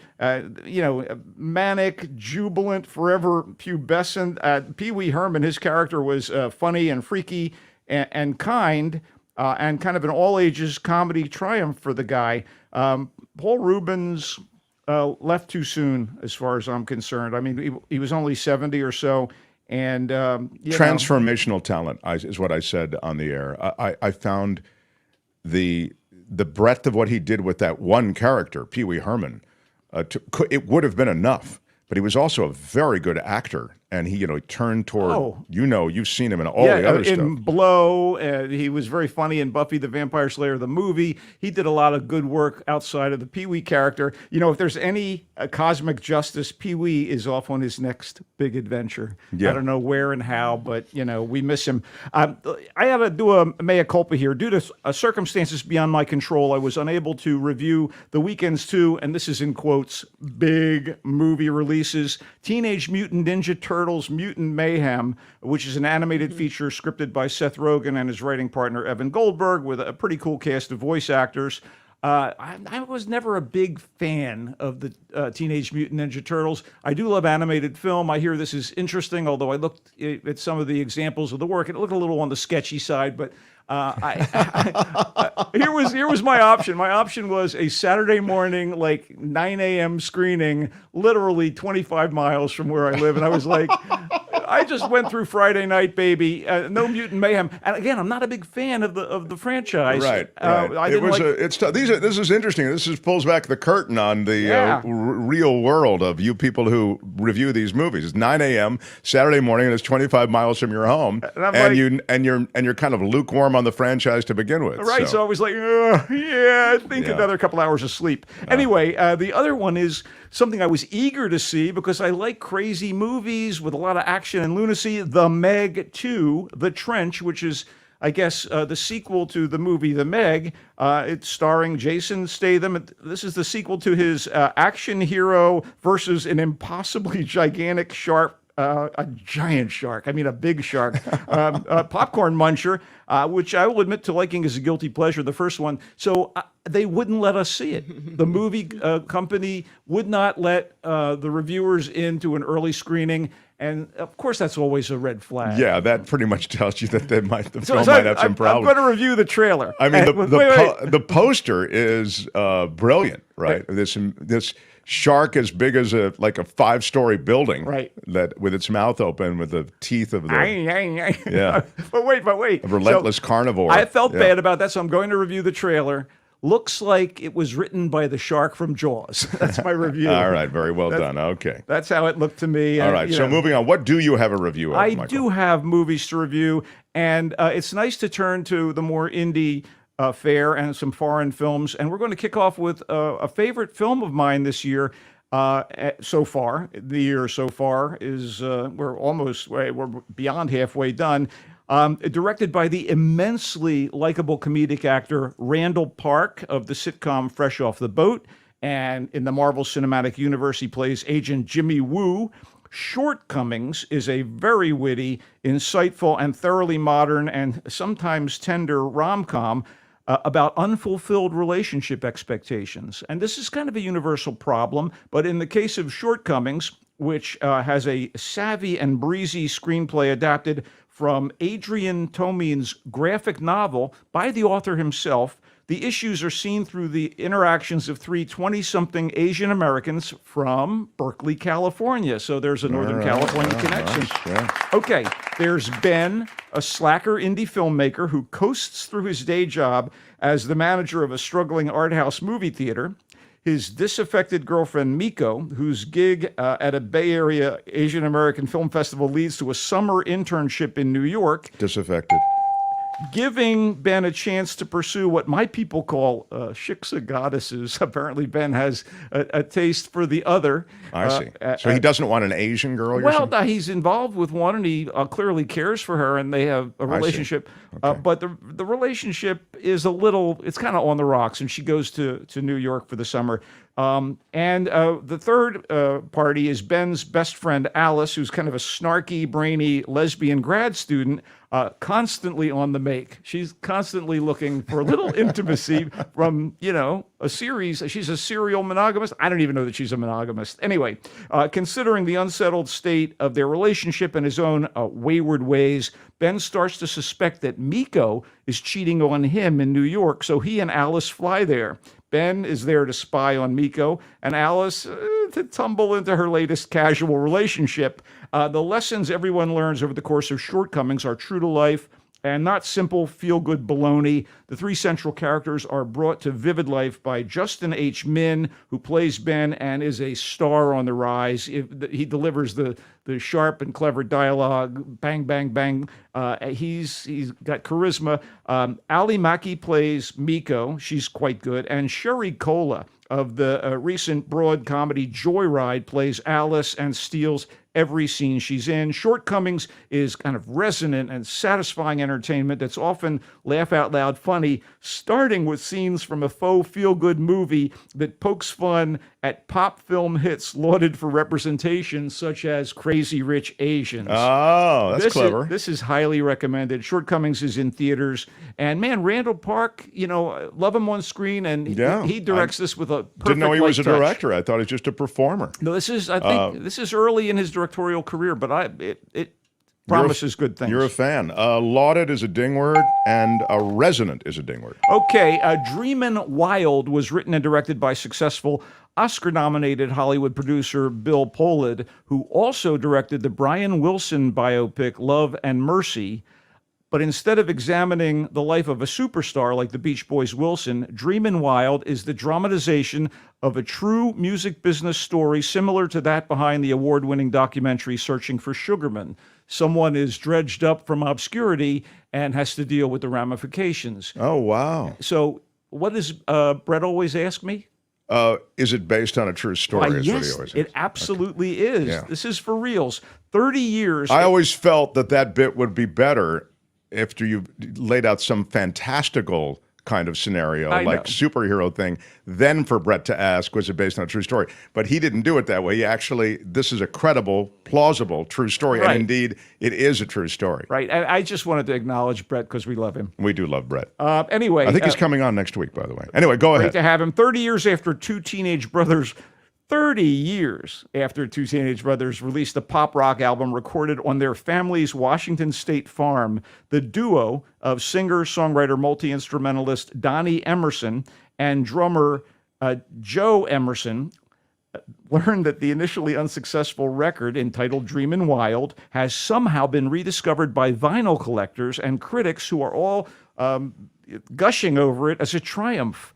But the promise of finally getting acknowledged for the brilliance of Dreamin' Wild and the first bit of newfound fame, which, by the way, includes radio interviews and a New York Times article, throws the lives of the entire Emerson family, including Donnie's wife, Nancy, and the Emerson patriarch, Don Sr., into conflict as guilt and recriminations, justified or not, come to the surface. Patriarch, recriminations. So what could have been rather pedestrian on some level is elevated by the cast, especially Casey Affleck as the troubled Donnie, who was the true talent behind the music of Dreamin' Wild, the great character actor Walton Goggins as loyal but marginalized Joe, Zooey Deschanel, the manic pixie dream girl herself, as the supportive wife Nancy, and ever-reliable Beau Bridges as a rock-solid daddy Don Sr. The music, largely recorded and re-recorded by the real Emersons, is well-crafted and pretty catchy, and this deceptively low-key drama spinning out of the unexpected consequences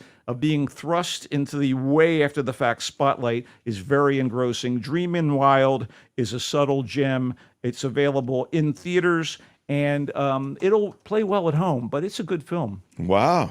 I like it. You started off with two good ones. Right, because I didn't have to talk about the Meg, I mean, let's be honest about it. All right, one of the most telling and brutally honest movies I've seen about a love triangle, Passages, was directed and co-written by Ira Sachs, who did the emotionally turbulent 2014 drama Love is Strange. And that latter film, by the way, starred Alfred Molina and John Lithgow as a devoted older gay couple whose relationship has a series of unexpected setbacks. And similarly, Passages has a gay couple at the center, and they're played by German actor Franz Rogowski and a more familiar face to moviegoers, UK star Ben Whishaw. But they are both younger than the leads in Love is Strange, and so there's a different vibe. And again, it's some years later. And this is not a German film, though. No, this is actually made by American filmmaker Ira Sachs, and it is set in Paris, by the way. Yeah. Dr. Emil Schaffhausen. Is Dr. Emil Schaffhausen the third in the film? No. No. So the lives... You mentioned a German. The lives that these two guys live in arty contemporary Paris, where, by the way, the Rogowski character is a filmmaker.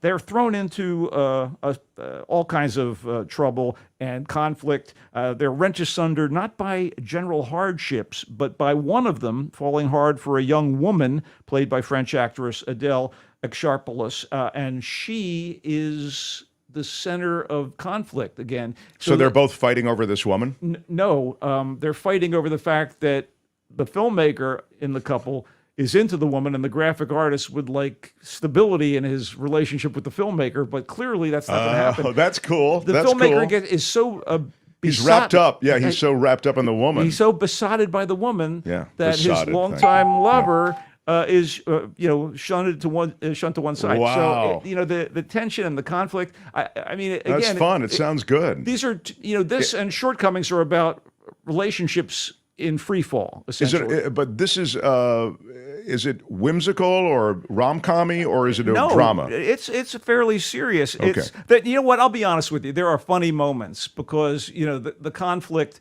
is so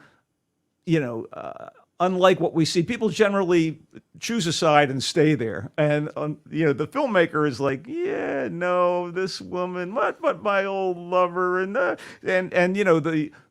the fact that they were together and they had like property together starts becoming a real issue as they have to kind of divide up their lives, or do they really want to end their relationship? And is this thing with the woman going to be sustainable? There are all these questions that are asked and answered to an extent in this movie. Passages, I thought it was really quite good, and I would say it's in theaters. And again, this is the sort of thing, by the way, there are subtitles. Much of it is in English, but some of it is in French and other European languages. I knew it. Dr. Emil Schaffhausen. But for the most part, you'll be able to understand it, Mark. It's only a little bit of reading. I know it's taxing for you to have to read a subtitle or two. How dare you? How dare you? Okay. Oh my gosh. Kind of a big deal. War Pony. I got to talk about War Pony. It's an intertwined narrative about two young men living the hard life on a modern Native American reservation. Wow. Offering a view of the poverty and self-destructive behavior that dogs all too many in that circumstance. It's going to be a downer. As well as the shards of racism that don't particularly help matters. I'll ding shards.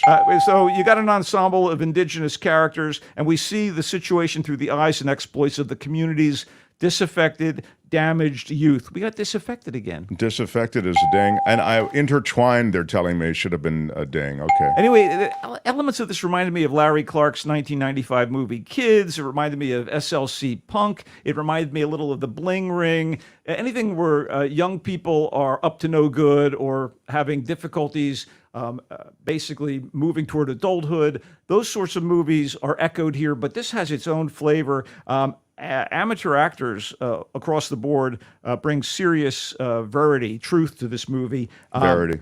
And, in some ways it reminds me of the recent French film, The Worst Ones, which is all about someone shooting a narrative film with amateur actors in sort of a French housing project, and mostly about the kids and how the kids are leading these difficult lives. And are they exploiting the kids, or are they actually giving people a window to this, difficult existence in, a world that should actually be more welcoming to everybody. Oh. And that's kind of what's going on here on some level. So this is powerful, disturbing stuff. It's beautifully co-directed and co-written by Gina Gamble. And check this out, actress Riley Keough. So great in the rollicking indie comedy Zola, and as the titular Daisy Jones in the rock and roll miniseries, Daisy Jones in The Six, and oh yeah, Keough is the granddaughter of Priscilla and Elvis Presley. Oh, wow. That's extraordinary. And you liked her performance. Well, no, she didn't perform in here. As I said,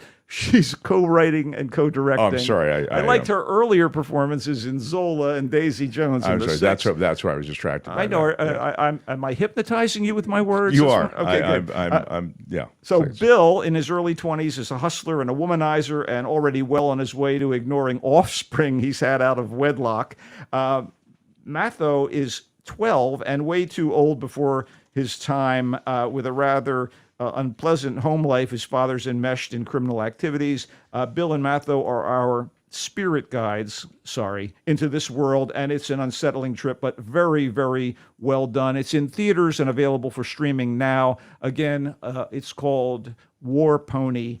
And the kids, by the way, Jojo Baptiste Whitting, who plays Bill, and LaDamian Crazy Thunder, who plays Matho, are fantastic. They may not be experienced professional actors, but boy, they definitely hit home. Wow, you really liked it. Enmeshed, Tom says, is a ding word. Mm-hmm. I'm extremely impressed with this group because you seem to have liked all of these movies. I got one more that I liked, and I'll bang through it real quick. Please, go for it. Klondike, which has received all sorts of international acclaim, is a Ukrainian drama made in the Ukraine, set during the summer of 2014 in the Donetsk region of the country near the Russian border. Wow. So there's plenty of tension there as pro-Russian separatists and Ukraine loyalists face off in firefights. And one of the separatists is Tolik, who lives with his very pregnant wife, Irka, on a rundown farm along with Irka's pro-Ukraine independence brother. And into this inflamed region, a passenger plane crashes, causing all sorts of tumult. And wow. It's like this little slice of life, and they're trying to, in particular, I have to say, Irka is trying to lead her life and trying to deal with being pregnant and get up and feed herself and feed her husband. Meanwhile, he's been wooed by the Russian forces to kind of be on their side and undermine independence in that area. Wow. And the conflict with the brother is absolutely fire. And I was pretty impressed with this movie. And again, this is entirely subtitled in English. It's in Ukrainian, like it or not, Mark. Yeah. But kudos to Marinya Gorbak, or Eric Gorbak, who is the director and writer of this thing. Emil Schaffhausen.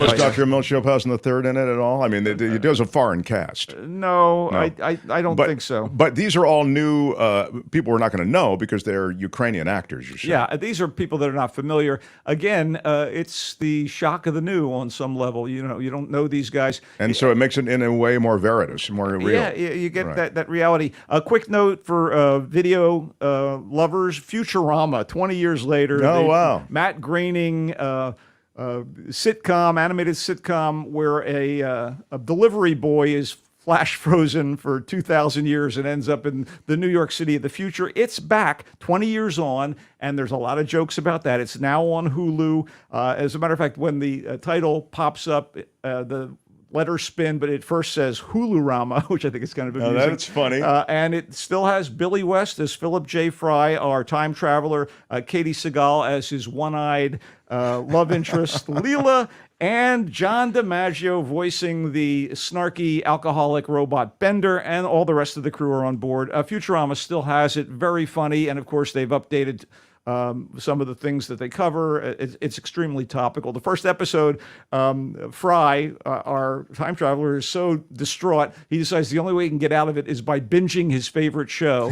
Only the show has like thousands of episodes, so he puts on like virtual reality goggles and he sits and starts binging. So, I mean... That is funny. There's a lot going on Futurama on Hulu. Still funny, still great, and, And I'll remind everybody, Klondike very much liked Klondike from Ukraine with subtitles, but really special and he recommends it. Michael, difficult viewing. We call it difficult viewing, but because of the stress involved on the characters. Yeah, and it's dark and it's deliberate, and it's like living on the border of an inflamed geographical region. That's in theaters, you were saying, or that's on streamer? It is in theaters, but I think soon to be available. It's called Klondike. War Pony was the film about takes place in a Native American reservation, or yeah. I had no reservations about and this all the I ought to take a ding away from you for saying that. Okay. All the problems that have afflicted that community are sort of played out in a lot of these characters, some of whom are amateurs, you were saying. Most of the kid actors and the Native American actors are all basically first timers, which gives it a real special texture and feel. And again, that's called War Pony. Passages is the film. I think it takes place in Paris. Is that what you were saying? Yeah, Paris. Paris and the nearby region, because they have a house in the country that they start bickering over, the two lovers. Yeah, with the distracted director and the lover thing, and it sounded like it was interesting, and he liked it. Michael says, boy-girl triangle. And, you know, if you know Ben Whishaw, he's Q in the Daniel Craig Bond movies. Oh, sure. He was one of the stars of the great miniseries The Hour, about the early days of British news TV. Sure. Anyway. And was it Dreamin' Wild? Yes, it was. Dreamin' Wild in theaters. Really liked that also. I liked it. Very subtle, but lovely, and that's based on a true story. Dreamin' Wild. Casey Affleck showing why he was decorated with awards for Manchester by the Sea in his current portrayal of Donnie Emerson, singer-songwriter. And finally, Shortcomings, which is in theaters as well. Michael really liked that. My favorite, probably, of all these films. Oh, really? Shortcomings is your favorite. And remind everyone, that's the... Randall Park-directed movie about the Asian-American... Right. It was an eye for another. Yeah, he's a wannabe filmmaker, and he and his girlfriend are having issues. Sherry Cola, MVP. She's so funny as the lesbian best friend. I love it. Shortcomings in theaters. Wow, what a bunch you've served up with an enthusiasm. And even a tip of the hat to Sinead O'Connor and to Paul Rubens. Michael, love seeing you and look forward to your next visit. He comes and goes on a rainbow. Go Giants, Michael. Go Giants. Yeah, right on. Wow. A lot there. Loved it all. I really did. My gosh. Hey, which one do you use? Mark Thompson? Use Mark Thompson. The Mark Thompson Show. I can't believe it. The week has come to a close. We've had presidential indictments. We've had analysis. We've had legal analysis. We've had political analysis. I feel it's all gone fairly well. We had the debut of the show at a new time, slightly later and by an hour. We've had some good contributions along the way. I put my credibility glasses on just to recognize, is there anything that I missed, Tony? I asked you. We had Tony working overtime from We Run San Jose. Cheers to the weekend and a great week for justice, democracy, and accountability. Yeah. Thanks, Mark and team. Wow. Thank you. We Run SA. Big shout out. Big shout out. Yeah. And Beth Farmer, who is HOF, I'll remind you, she is... a constant supporter, early adopter of the show, and an ongoing supporter. Hits us with a 20. Really appreciate the political analysis you offer us. Big shout out. Big shout out on that, too. Wow. There's a lot going on today, Kim. We try to recognize people in real time. Really appreciate all the ways you support us, guys. I know and there's a lot going on, but those of you who hang with us and support us, you really make it happen. And we have some special new franchises beginning on Monday. Woohoo! Brand new, yeah. We'll uncork them on Monday. So I think you're going to really like them. One of them directly involves you, the audience. I might have hinted at this the other day, but it really does come on Monday. Tony, a good week. Not enough drama, Tony. Thanks, Tony. Computer failure. Yeah, no, we're good. Yeah, we've had a lot. Tony has a busy weekend trying to get us toward magnetic north on this show. Kim has begun her new project with John Daly. It's called After Hours, the After Hours live show. It's called the After Party Live. Yeah, I knew it was something. The after, yeah. I knew after, and I knew live was in there, and I was kind of faking it for the rest of it. I don't know. But I can tell you that it's fantastic. It's fantastic. Yes, and you ought to run over to the After Party Live channel. I'm Stevens for the Mark Thompson Show. Bye-bye. And check out the After Party Live channel. Yeah. Kim, adore you. Tony, you too. all of you, adore you too. Until Monday. Bye-bye.